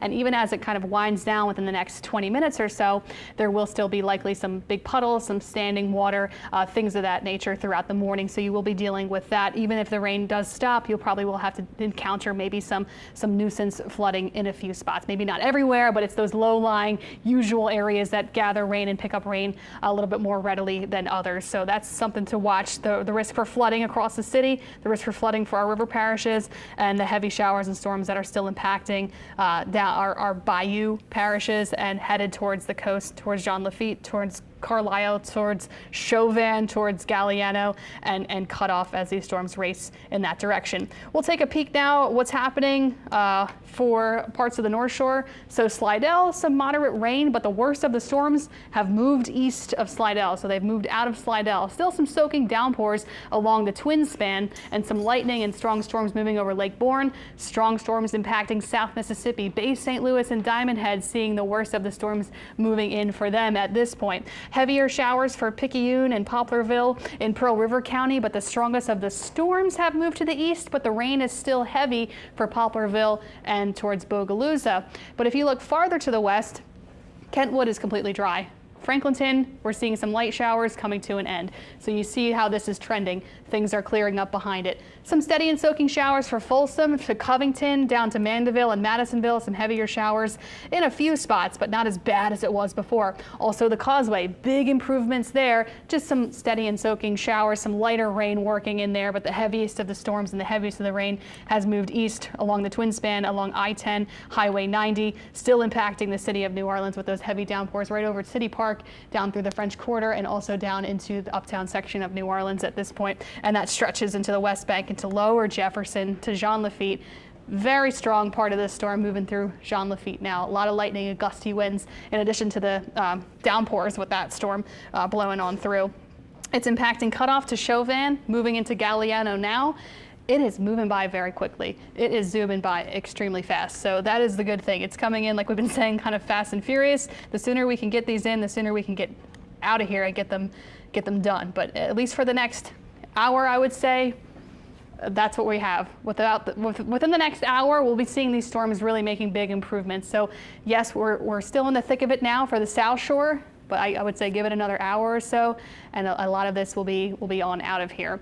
We're going to continue to monitor, any more power outages, any reports of flooding, things of that, and we will let you know what you can expect. But we've been talking about there have been some delays, there have been some flight delays to the afternoon, and the reason being is because the afternoon will be fine. The afternoon is going to be quiet, will be dry in the afternoon hours. All of the flights that have been delayed this morning will take off into the afternoon, and things will be back on track once we get to about lunchtime and beyond. The evening commute will be quiet. It's just the hiccup for the morning hours like we've been telling you. So I know we do have meteorologist Alexander Cranford here. I don't know if you wanted to jump in and I see that you have some information you wanted to share as well. Sure. Hey, Alexa. Yeah, great job tracking these as they were outside our area, moved in, and now continuing off to the southeast. And as Alexa's saying, it's all kind of improving or starting to improve for a lot of spots, at least our western areas. And as she said, very quickly for New Orleans as well. I wanted to show you a couple of other things really quickly. While Alexa's been tracking the storms, I was looking also at the rain rain totals. So at the airport, we've gotten 1 inch of rain already, and a lot of that, of course, just coming really quickly. Downtown, we've gotten almost an inch of rain. And the lakefront, same thing. Over at Reserve, just about the same. And then Belle Chase, still seeing the rain approaching and moving in and kind of picking up as we speak. If you're north of the lake, you've gotten almost an inch at Slidell, and Hammond over an inch. And while these totals are not super high, we are looking at the rain totals being, enough to cause some street flooding here and there because of the fast kind of way that they came down. Looking also at what to expect as far as the big overall overarching look of the system. This is what we have for satellite and radar all across Louisiana and into Alabama, Mississippi. Huge thunderstorm, severe thunderstorm watch box in the yellow there, or warnings as well. So we can see this line is moving fast, and it's a little bit on the thinner side farther north. For us, it's actually filled in a bit with some of that heavier rain right across the New Orleans area and spots south and along of Lake Ponchatula. So we're getting a pretty decent amount of rain. We have a lot of lightning as well. I wanted to show you that with our radar tool here. This is our live radar scene. And then as we look at the lightning, let's see if I can get the tool going here. We are looking at the lightning. I counted more than 1,000 strikes over the past 10 to 15 minutes or so. So certainly looking at a lot of lightning with this system. There you go. Number of strikes, 1,300. Over the past 10 minutes or so. Now that's including our entire southeast Louisiana spot from the coast all the way into coastal Mississippi. So it's a big area, but that's a lot of lightning. And of course we have the heavier rain. When will the rain end? I was looking at this also. This is a very rough estimate, but it does look like this line of storms, if it continues moving, might be coming to an end sometime. You can see in the 10 o'clock hour for some North Shore spots, and then completely out of here. I'm tracking from the absolute back of the line all the way through our area. You can see New Orleans maybe about 10, 11 a.m. Although, as Alexis pointed out, the worst of it will be over pretty soon, maybe next 20 or 30 minutes or so. Also checking out the hail, we have seen a few hail indications, not really a big concern, but you can see that our radar is picking up at least on a little bit of hail, probably farther up in the storm. So this may not all be coming down, but our severe thunderstorm warnings that were issued include the possibility not only for the high wind gusts, but also for the potential for hail. And then also we're looking for the heavy rain associated with these storms too. So you can see the light blues corresponding to pea-sized hail. So not really a big deal, but we are picking up on at least some potential for hail there.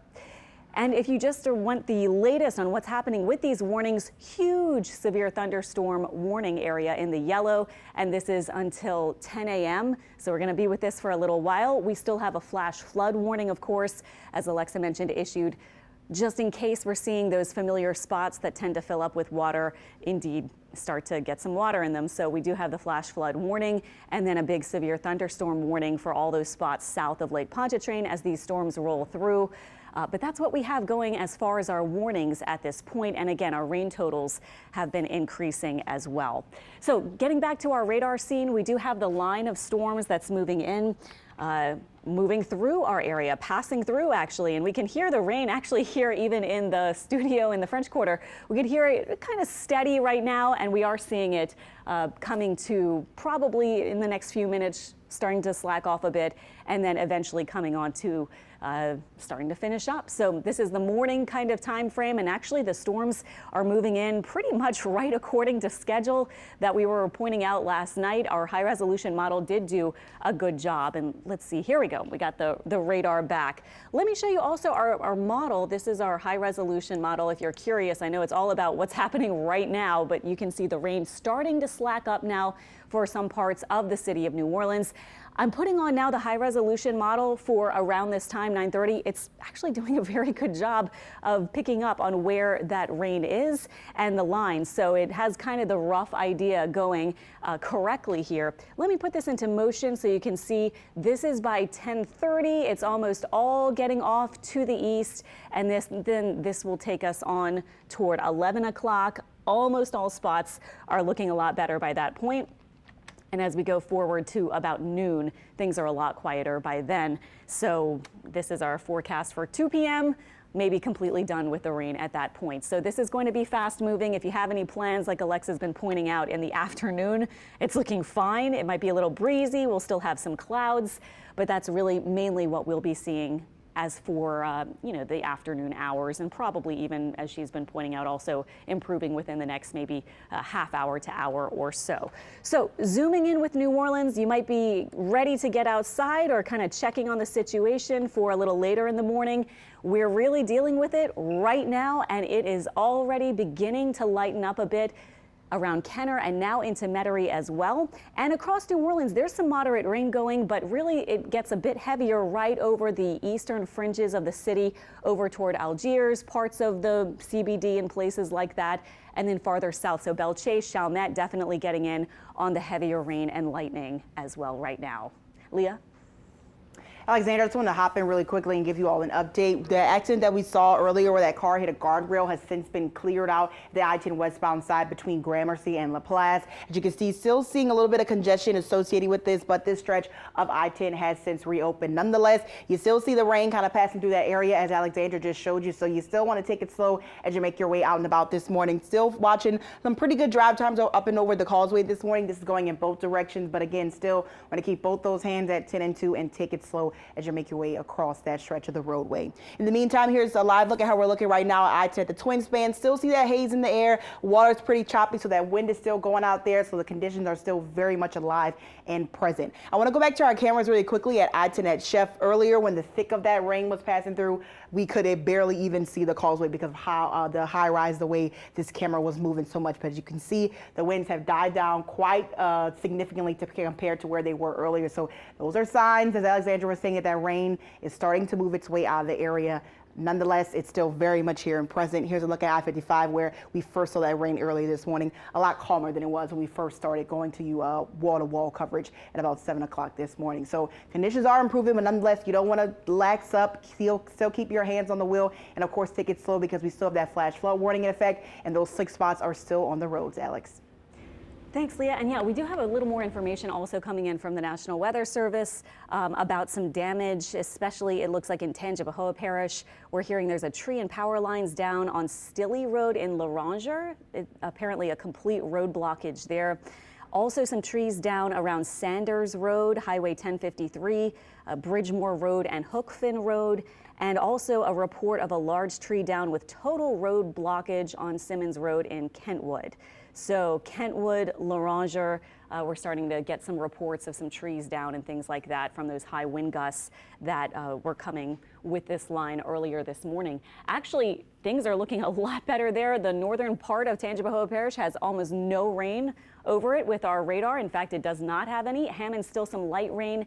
And across the North Shore, things, really the worst of it has ended at this point, even Slidell and to Hancock County, Mississippi. You might have a little pickup in some rain pretty shortly right along the coastline there. But overall, it's just kind of some moderate, steady rain for a little bit in St. Tammany Parish, and then we'll see it pass to the east within the next maybe half hour or so, and things should be much improved, I think, in the 10 o'clock hour.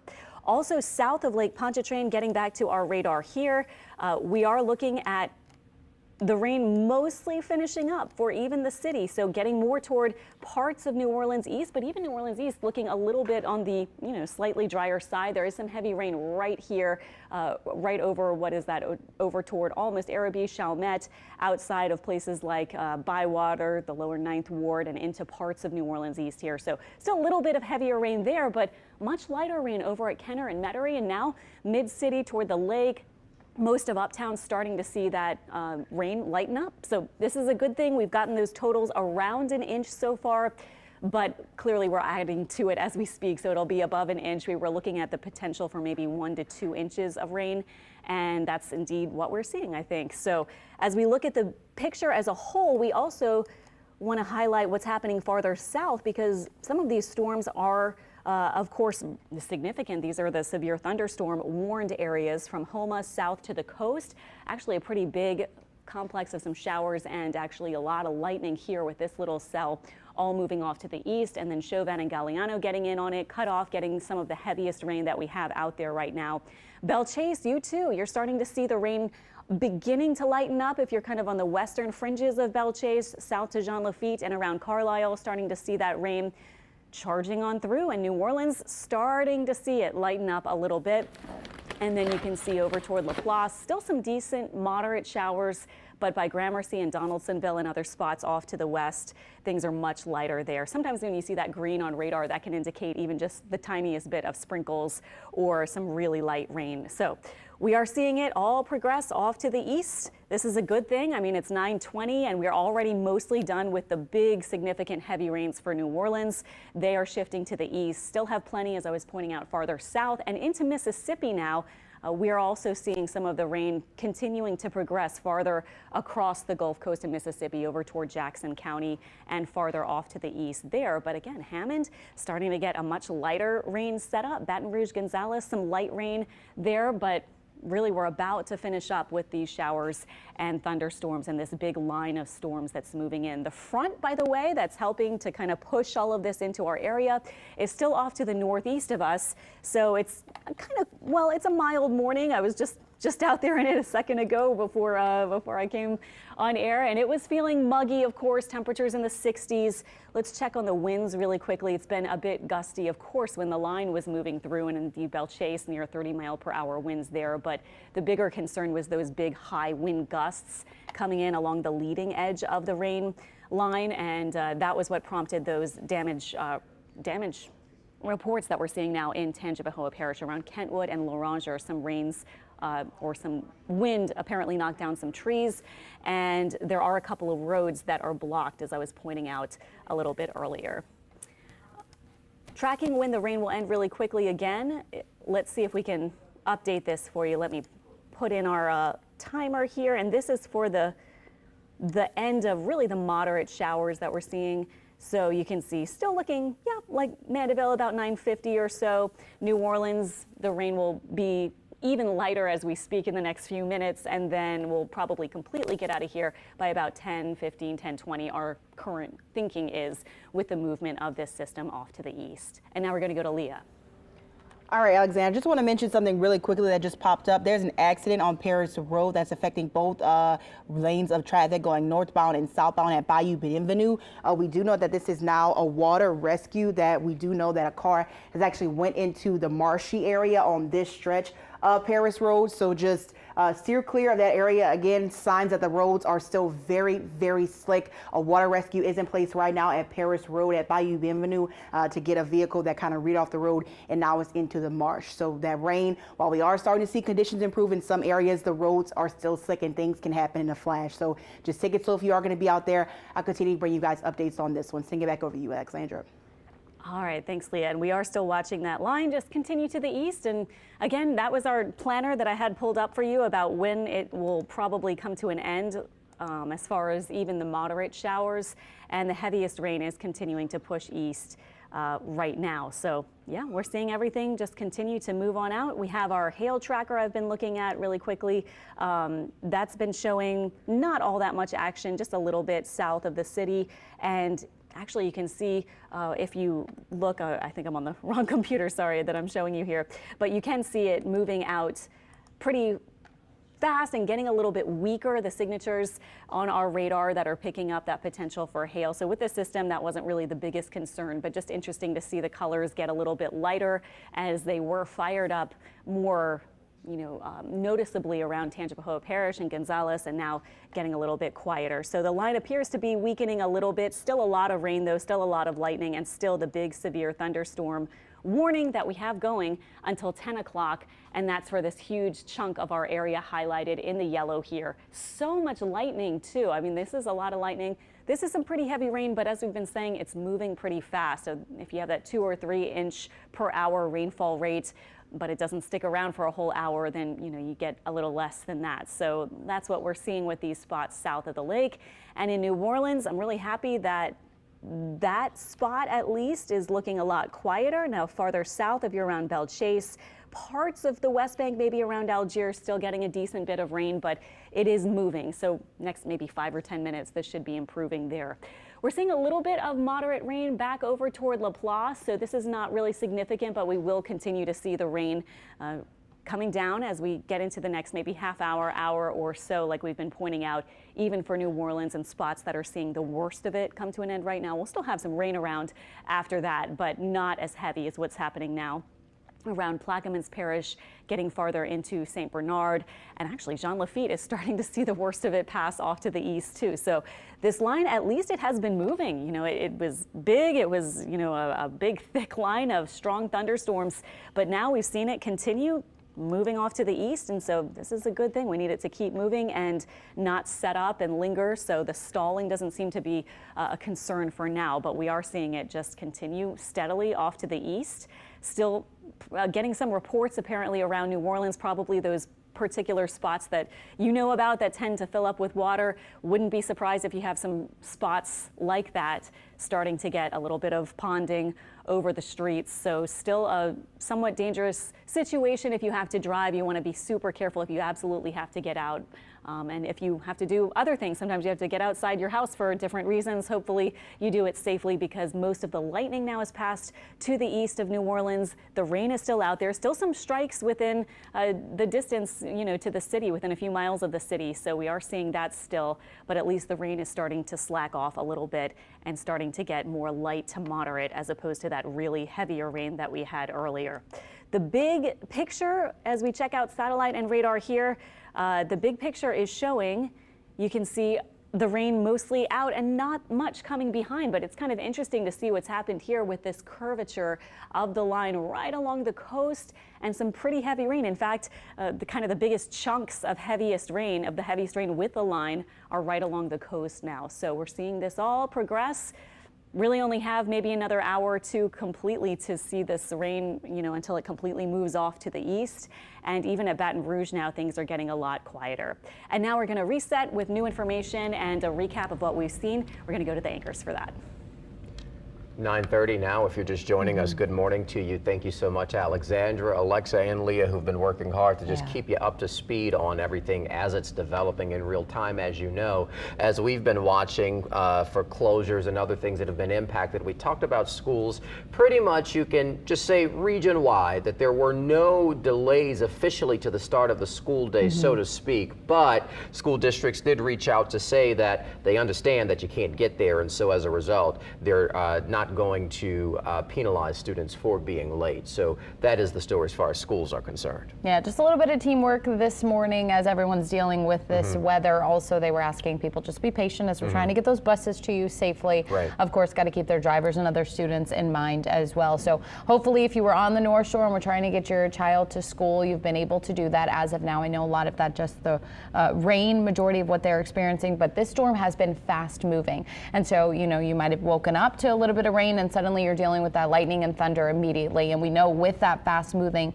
forecast, power outages are a big concern this morning. A lot of people dealing with that. Those numbers continue to grow. I know you're working to pull that up. We've also seen some delays when it comes to those flights that are headed into MSY, maybe outbound if you've got a trip today. If you're mid-afternoon, you're looking good. And then as well as, you know, dealing with the street flooding, I think is the major concern at this point. But I know you're looking at some of these outages here. Right. We'll start with Orleans Parish right now, because as the system does move through the area and things are clearing up, at least where we are in the Orleans Parish area, according to Alexandra, officials do have that neutral ground parking in effect until 6 o'clock today, so take note of that. Entergy does report, though, some 200 customers in Orleans Parish without power. Zeroing in on the outage map, though, we're seeing that the numbers are pretty high in Jefferson Parish, where there are some 1,900 customers without power, according to Entergy. Also, East Baton Rouge Parish, as we've told you, 1,100 customers. Numbers seem to be coming down in Washington Parish, according to Entergy, but another utility there, the Washington St. Tammany Electric Cooperative, did report some 2,100 outages. As we've told you, that flash flood warning remains in effect, with neutral ground parking in effect until 6 in New Orleans. There is a report of trees and downed power lines in Loranger and Kentwood up in Tangipahoa Parish, which has seen the brunt of the wind this morning. Yeah, the wind definitely a major issue here throughout the morning. And now we are dealing with street flooding. And so, you know, the city is allowing you to have that neutral ground parking, but we're seeing a number of reported street flooding where you're unable to pass some of those streets. Let's send things over to Leah McNeil, who's taking a look at that. And I know we've had some major concerns, Leah.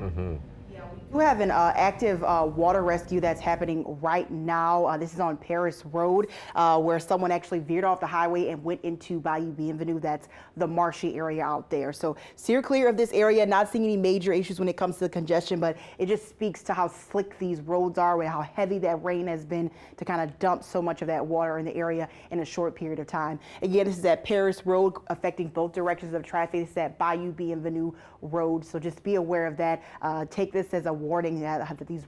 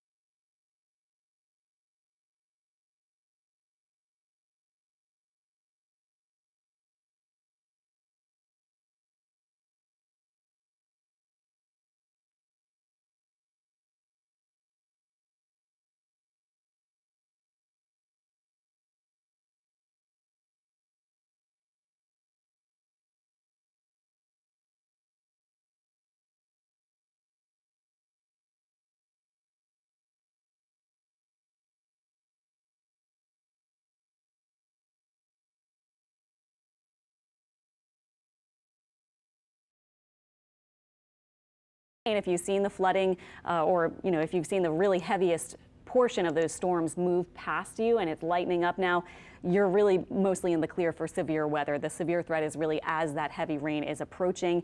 And so this includes the spots that are not seeing the really heavy rain. A huge chunk of our area now, there is still the heavy rain stretching really almost outside of our even Hancock County and Pearl River County parishes in Mississippi. So really it's more toward Jackson County and almost into Alabama now at the northern edge of the heavy rain. And then it extends, you can see, toward Lake Bourne, toward the Biloxi Marsh areas and into St. Bernard, Plaquemines Parish, and really right along the coast. But now there's a big chunk, North Shore, almost the entire North Shore and the city of New Orleans now and into New Orleans East, that we're seeing the rain.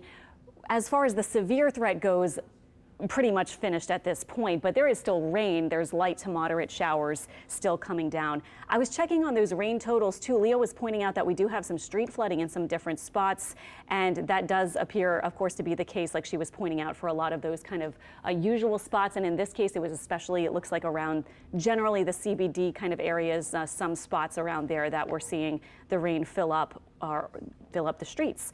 So our Max computer is showing our rain continuing off to the east and southeast.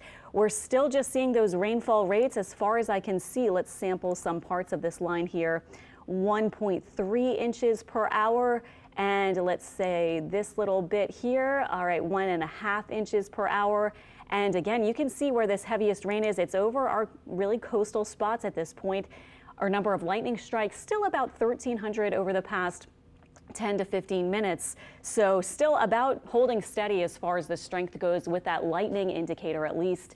But the heavy rain now passing out of, again, a really big part of our area. So if you're around Slidell, Mandeville, Covington, if you're in these parts of St. Tammany Parish, there's still rain. It may not be a beautiful commute, or it may not be a beautiful walk, or whatever you're trying to do if you need to get outside for some reason. But you can see that the rain is passing off to the east and the severe threat is pretty much finished. As for south of the lake, same thing in New Orleans. There's some lightning strikes as close as about Belchase and Lake Bourne, but we are seeing really the lightning finishing up for New Orleans and over toward the west, and the rain lighten up a lot. So this is really good. And those rainfall rates of up to about 1 to 2 inches per hour, of course, those are manageable. We can see it much higher than that. And in fact, we had a big threat for parts of Louisiana on Saturday where the atmosphere is just so laden with moisture. There was even a bigger threat for some of that rain. But now we're seeing the heavy storms at least move on by, and at least those rainfall rates are okay. Now, there are some spots that we're hearing in New Orleans that do have some street flooding concerns that Leah just pointed out, but it doesn't appear to be widespread, and hopefully things are already improving because the rain is lightening up, so hopefully getting the drainage time to catch up, and it should be doing better. It's just hard to get that huge downpour all at once. As for our warnings, we still officially have a severe thunderstorm warning for this huge part of our area, but you can see clearly it's more our extreme coastal spots that match up with where the radar is showing the heaviest rain and the higher winds and lightning. We're also looking at the flash flood warning in the bright green. And when you zoom out, sometimes I like to do this with these systems, you can just see how active it is at other parts of the line. And interestingly, we are kind of in more the thick of it than what's happening farther north at this point. There are flash flood warnings out, but as we look at that longer view, the wider view of this system as it progresses eastward this Monday morning, it does look like we have some of the heaviest rain, at least at this point. And look at this, the line kind of gets a bit thinner farther up, even though there are still clearly big severe thunderstorm watch boxes in the yellow stretching across Alabama now and into the corner of Georgia, the northwest corner of Georgia there. So as far as our rain goes, if you are just joining us or maybe you're still sticking with us, we are seeing the rain at least move. And if you haven't seen it improve yet, you likely will really soon. So New Orleans doing a lot better now. Still rain for sure, still wet. There's rain coming down, but we are seeing the heaviest storms progress to the east. Look at Hammond. Hammond got a good bit of rain even on Saturday, even though some spots kind of missed out on the rain then, but getting a bit of rain this morning as well, you could certainly say, and now starting to see it lighten up there as well. And look at Thibodaux, Morgan City, Gonzales over toward Baton Rouge. Baton Rouge almost reporting almost no rain at this point. Now, still maybe a few sprinkles, but very close to being finished completely with the rain at Baton Rouge. And Thibodaux and Laplace are starting to see, just kind of the lighter rain conditions continue for a little bit. But it's really nice to see it all progressing off to the east, not getting hung up, not seeing tornado warnings for a while. There were a few issued earlier, especially most recently in Jackson County or Harrison County, Mississippi. But now we're seeing that, just continue on. I was checking the rotation a minute ago. It's looking fine. Checking the hail, not seeing a big hail potential at this point. There could be some small hail, but we're not seeing large hail sort of conditions with even the part of the line that is still over South Louisiana and into Mississippi at this point. So if we just take another look, maybe you're curious to see a little bit closer in where you are. Here we are north of Lake Ponchatula. Again, if you want to get out in Folsom, Covington, Beta Springs, Mandeville, Madisonville, Robert, all these kind of areas around here, Hammond, and of course north toward Amite and Kentwood, you're in the clear pretty much at this point with no rain. Other spots may be dealing with the rain for maybe another, several minutes, but it is continuing to move on out and get a little bit lighter there. Farther south, let's see, we have spots like Laplace, Luling, still some pretty decent rain. It's a moderate shower here. For example, if we sample that kind of big yellow spot around Luling, precipitation rate 0.37 inches per hour. So that's what we mean by moderate rain, not super heavy. And even the green, as I was mentioning, that can sometimes even correspond to just like a little bit of a few sprinkles. Sometimes that can, radar can pick up on that and put a big splotch of green on the map. So that's really light where you see that.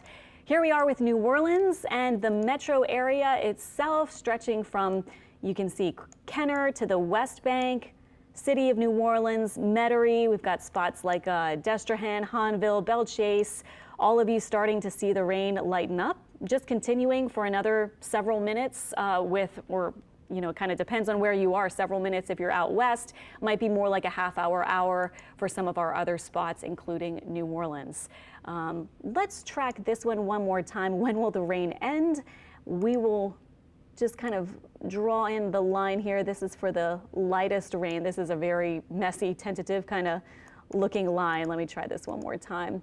Get our tool going here so you can get an idea when it might end for you. And here is the tentative timeline. So we're talking about finishing up even with the lighter showers. Again, Mandeville to Destrehan maybe in the 10 o'clock hour pretty soon. New Orleans, this line is now saying about 11 o'clock. So we might have just a few sprinkles or a few lighter showers until then. Lake Salvador about 11:15 or so. And then if you're farther off to the east into Biloxi and other spots in Mississippi, it might be more like noon, and then Mobile maybe toward 1 o'clock. So by then we will be really in the clear here in South Louisiana, as the rain will have progressed well to our east at that point. Pointing out again with our model, if you want to just take another quick little look at what we have going on. This is by 10:30. This model is not quite right. It's actually lagging a little bit behind, but even it by noon has almost all the rain completely out. And then this is 1 and 2 p.m. We're dry. So afternoon looking great for anything you wanted to do. It might be a little breezy. We'll have some clouds, but also maybe breaking up with the clouds a little bit. And we will see our temperatures likely getting to about 80 degrees. So kind of warm, humid feel. Looks like we'll continue this afternoon after we already got a warm and humid kind of weekend. All right, and current radar we'll go back to really quickly. As far as our rain totals, I'll check in on that in a second. But we were seeing, I was kind of sampling around New Orleans with weather-wise, and it looked like it was between about 1 to 1.5 or so inches a few minutes ago. So doing okay with rainfall, and thankfully the heaviest is done, even though we do have some street flooding reports that Leah's been pointing out. But really, it looks like even those spots, I hope, will be improving pretty soon. We continue with the flash flood warning for now into the 11 o'clock hour. Usually the National Weather Service kind of waits and makes sure that the flooding threat is completely done and that all the drainage has had time to take place before they cancel or end the flash flood warnings. That seems to be the case. Let's see, as of a minute or two ago, it looks like they have canceled the severe thunderstorm warning. So that's a good thing, starting to see a little bit lower risk of that severe weather for that huge area that we were watching. There you go. It's not there anymore, our yellow box for the severe thunderstorm warning. So now what we're focusing on until 11:45 officially is this flash flood warning. But when conditions improve for you, of course, it'll be pretty much finished for you at whatever time that happens. If you're in that CBD area or parts of the city that have seen some of the street flooding issues, we've gotten about 5 or 6 reports or so coming in so far. That will be improving, I think, in the next, hopefully, several minutes to maybe half hour or so, although the flash flood warning is still in effect. Still a lot of lightning along the coast. You can see this is now shifting to our coastal spots with the threat for the heaviest rain, the higher wind gusts and things like that. But you can also see, if you just kind of look closely at radar and just kind of watch our loop here that goes back an hour, you can kind of see more of the yellows taking over as it gets farther south and farther east. We were seeing it really fire up south of New Orleans and around New Orleans, and now we're seeing it maybe beginning to weaken a bit. Still clearly heavy rain around Plaquemines, Galliano. If you're in Homa, you're getting some heavy rain too, or just did. But thankfully, it looks like the severe threat is winding down for these spots, so no longer a severe thunderstorm warning. And let's see if anything else has changed. You can see a couple of other flash flood warnings scattered about to Lafayette and into, what is that, Jackson County in Mississippi. Let me check in really quickly. I'll put our radar back up and we'll check in with the National Weather Service. They do a good job of keeping us updated on, things that they're getting into their office. Sometimes people will make these reports. Yep, around Kentwood, we've already gone over that. Let's see, looks like we have one around Mandeville. Let's see, the Causeway reported a thunderstorm wind gust of 44 miles per hour. So very typical to see with these lines charging through to bring wind gusts easily up to 30, 40 miles per hour, even 50. when you have the potential for 58 mile per hour plus wind gusts, that's where the severe thunderstorm warning would start. That's the criterion needed for that as far as the wind speeds go with a line of storms or with an individual thunderstorm. Let's see, kind of looks like wrapping up here with some of these reports coming in. We've talked about the Kentwood, a couple of trees down around the Kentwood area. In fact, a road blocked around there. Just to go over that again, let's see. In Tangi, tree and power lines down on Stilley Road, that was Laranger. Also Simmons Road in Kentwood, there's a total road blockage apparently from a tree down there.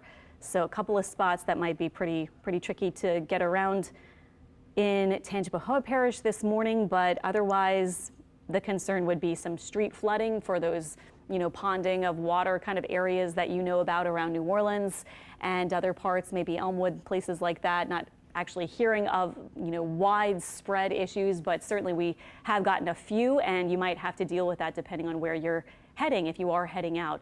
With the timing of the system, it was kind of right at the commute, but I think maybe some people were able to get where they needed to go earlier. Now you're able to get out. I think if you really need to. For New Orleans, our severe thunderstorm warning is over. Still a flash flood warning, so you'll want to be extremely careful, especially for spots you know of that tend to flood. But at least the big lightning, the higher wind gusts with the leading edge of the line of storms, the heaviest rain all passing off to the east and south at this point. So kind of nice to get to this point in the morning where it's mostly finished. We're just kind of wrapping up with the line of storms and the rain and showers that are right behind the initial line.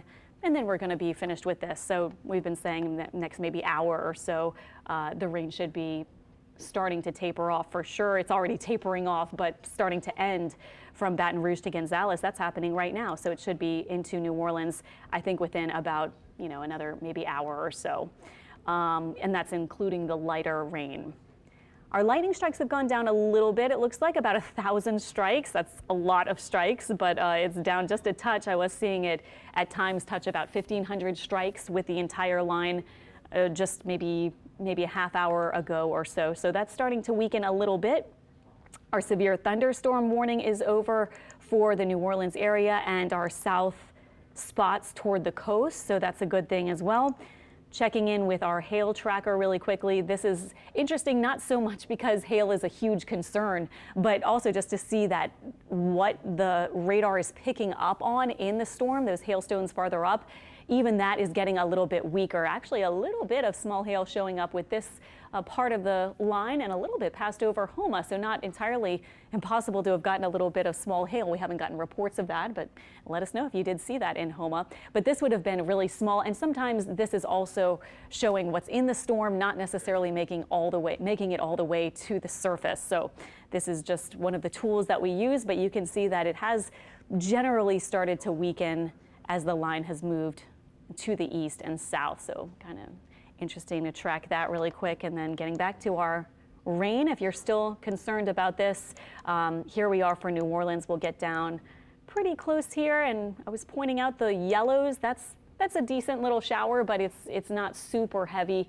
Let's see around the Kenner area, actually seeing a little bit of some slightly darker radar returns there. Okay, about 0.7 inches per hour. So not as heavy as before, but still just wrapping up with some of these showers around Slidell. Also getting some pretty decent rain. Some people were pointing out on Facebook, rain isn't a bad thing, and for sure we need rain, but we are looking at, you never want to see the severe threat with it, just because, super high wind gusts and things like that, tornado risk, things of that nature, never good with the rain if you can. I like my rain just kind of regular, but we did have the threat this morning. It's all pretty much coming to an end though as we speak. And now if you can get a little bit more rain, maybe help out your plants, your gardens, things like that. Maybe not the worst thing for a lot of folks, maybe not the most convenient timing this morning, but we are seeing it at least progress on to the east and should be leaving us dry by this afternoon. So looking pretty good on that front. Let's see if we have any new information coming in as far as our rain totals. Let me check on that for you real quick. Pull that up. It's been about an inch plus for New Orleans. Downtown over an inch, reporting that's at City Hall. The lakefront close to an inch there. These haven't really changed much since the top of the hour, but we should be getting new numbers coming in shortly. Now we're going to go to Brianna and Brandon. All right, Alexandra, thank you so much for that update. Just what we're looking at the forecast here. We've been tracking all across our area, and we want to check in with Alyssa Curtis, who has been looking at what conditions she's experiencing in her area. Right, Alyssa, you're at I-10 in the Destrehan area. I-10 reopened westbound after being closed a little while earlier after a car hit a guardrail. How's traffic looking? What are conditions like? Hey guys, traffic isn't too bad right now. The roads are definitely very wet. So if you have to be out on the road, just drive a little slower than what you usually would, be more alert. But if you don't need to be on the road, I would suggest just staying off of them. It's raining right now, not too hard though. When we were passing through Jefferson Parish, we've hit a little section of a little bit of a more intense rain, but as it's west, it is kind of lightening up. There is definitely still lightning. I saw a flash not too long ago, and the sky is still very gray. So conditions are still not the best. So if you're going to head out, I would be safe and just, again, be extra alert, extra cautious. If you don't have to be out, I would suggest just staying off the roads. But they are definitely wet. Westbound traffic isn't too bad right now. Not too many cars on the roads, which is good. All right, Alyssa, I do want you, before we let you go, to just describe your process. So where you are now, you started though on the West Bank, right, in Gretna, at Harvey rather, over at the Yenny building, and had to drive through a lot of this. Yeah, so we were at the Yenny building in Elmwood, and then excuse we went me, I apologize in Elmwood, for that. yes. And right when we were wrapping up over there, it had started getting pretty bad. The conditions were worsening. We went back to the station real quick, down in the French Quarter, and it was raining pretty hard. And then we kind of headed back out, and now we're headed towards Loranger. And we've hit some pretty bad conditions while we were driving through Jefferson Parish. Now as we continue going west, the rain at least has gone down just quite a bit. It's kind of given us like picking up and then slowing down, picking up and slowing down, but nothing more than I would say like a hard drizzle. It's not continuous, not a downpour as of right now, at least in the area where I am. I did see just another flash of lightning though, so we're still in those weather conditions. And just wondering, we've been saying, you know, for people to just heed the warning and stay off the roadways if they can. Does it seem like a lot of people are still out and about, or maybe more people are listening to those warnings? It honestly doesn't seem like too many people are out compared to what we would usually see around this time on a Monday morning. So I'm hopeful, and it sounds good. It seems like people are taking our advice and heeding our warnings, which is always great. Of course, there's still some cars on the road, but there's not too much traffic, which is good. All right, Alyssa Curtis, thank you. Alyssa's making her way to Tangipahoa Parish, Loranger in particular, where there are reports of some damage, some tree and power lines down on Stilley Road there, some other trees down throughout parts of Tangipahoa this morning, because that's where we saw a lot of the heavy winds this morning. Yeah, but for a better look at the roadways, let's send things over to Leah McNeil, who's been looking at our entire area for us this morning. Leah. Yeah, Bree, right now, even though that rain is starting to clear out, that street flooding is still very much a concern here in the New Orleans area. Here's the list of what we're seeing right now. We got Dauphine at Iberville, Gravier at South Liberty, Royal at Elysian, South Claiborne at Perdido, also LaSalle and Perdido, and Dalman at Chef. So those are all the spots of flooding. We know this is just we have reports of right now, but we all know those spots that normally flood. So just steer clear of those. Still have an active rescue underway where someone actually veered off to the road at Paris Road. That's affecting both roads of traffic. This is at Bayou Bienvenue. They actually veered off the road, went into the marsh. So they're actively still working to get this person cleared out. Not having any major issues with the flow of traffic, but that's still something to be aware of. Across the metro area, though, drive times aren't being affected by the rain. Nonetheless, you still want to take it slow and keep your hands on both wheels, because as you just heard Alyssa say, even though a lot of folks still aren't out there, they're still seeing those lightning strikes and they're still definitely seeing those slick roads. All right, one more check on radar. Things are improving a lot. Our severe thunderstorm warning has been ended. The flash flood warning still officially goes until 11:45. It may end a bit earlier than that, depending on where the conditions begin to improve. But we are seeing at least mostly okay conditions for New Orleans at this point. We have some moderate showers. We'll zoom in here, see where Alyssa was just reporting from and where Leo was showing us some of those street flooding reports. There's still moderate showers. This is probably going to come to an end, though, in the next maybe hour plus. So I would say by about 11 o'clock, as you maybe get ready for lunchtime, we'll mostly be finished with the rain, maybe a couple of sprinkles, and that's about it. So it has lightened up a lot after we got those showers and storms that moved in. Along the coast, still some lightning, still some heavy rain, but again, the severe thunderstorm warning has ended there. Might be some gusty winds, maybe up to about 40 miles per hour or so with this system, even for our extreme coastal spots. But clearly we're on the way to getting this completely out of our area. And as I've been saying, in the next maybe 10 o'clock hour on toward 11, I think it will be mostly out of here, tracking the back edge of the rain, even where the light rain is completely ending. And you can see our timeline. New Orleans maybe around 11 or just after 11 to completely dry out. So good thing to get this at least moving. Our heavy rain potential really for New Orleans pretty much finished at this point, aside from where you see it. And the severe threat also finished if the line has already passed through your area. So the leading edge of the line still has Plaquemines Parish, the southern part of it to go, and Grand Isle, and that's about it for the severe threat as we speak. So all of our North Shore spots, south of the lake around New Orleans, around our South Shore locations, and west toward Baton Rouge, pretty much finished with the severe threat, just dealing with a little bit of light to moderate rain wrapping up in the next hour or two. Brandon and Brianna. All right, thank you, Alexandra. It seems all things considered, yes, a very challenging morning, all things considered, but seems that we've done all right. Yeah, so we appreciate you sticking with us, trusting us throughout the morning to get you where you need to be safely. Please continue to make smart decisions and be safe, and stay with us on air and online. Stream us on WBL Plus, and we'll keep you up to date on everything as we experience it.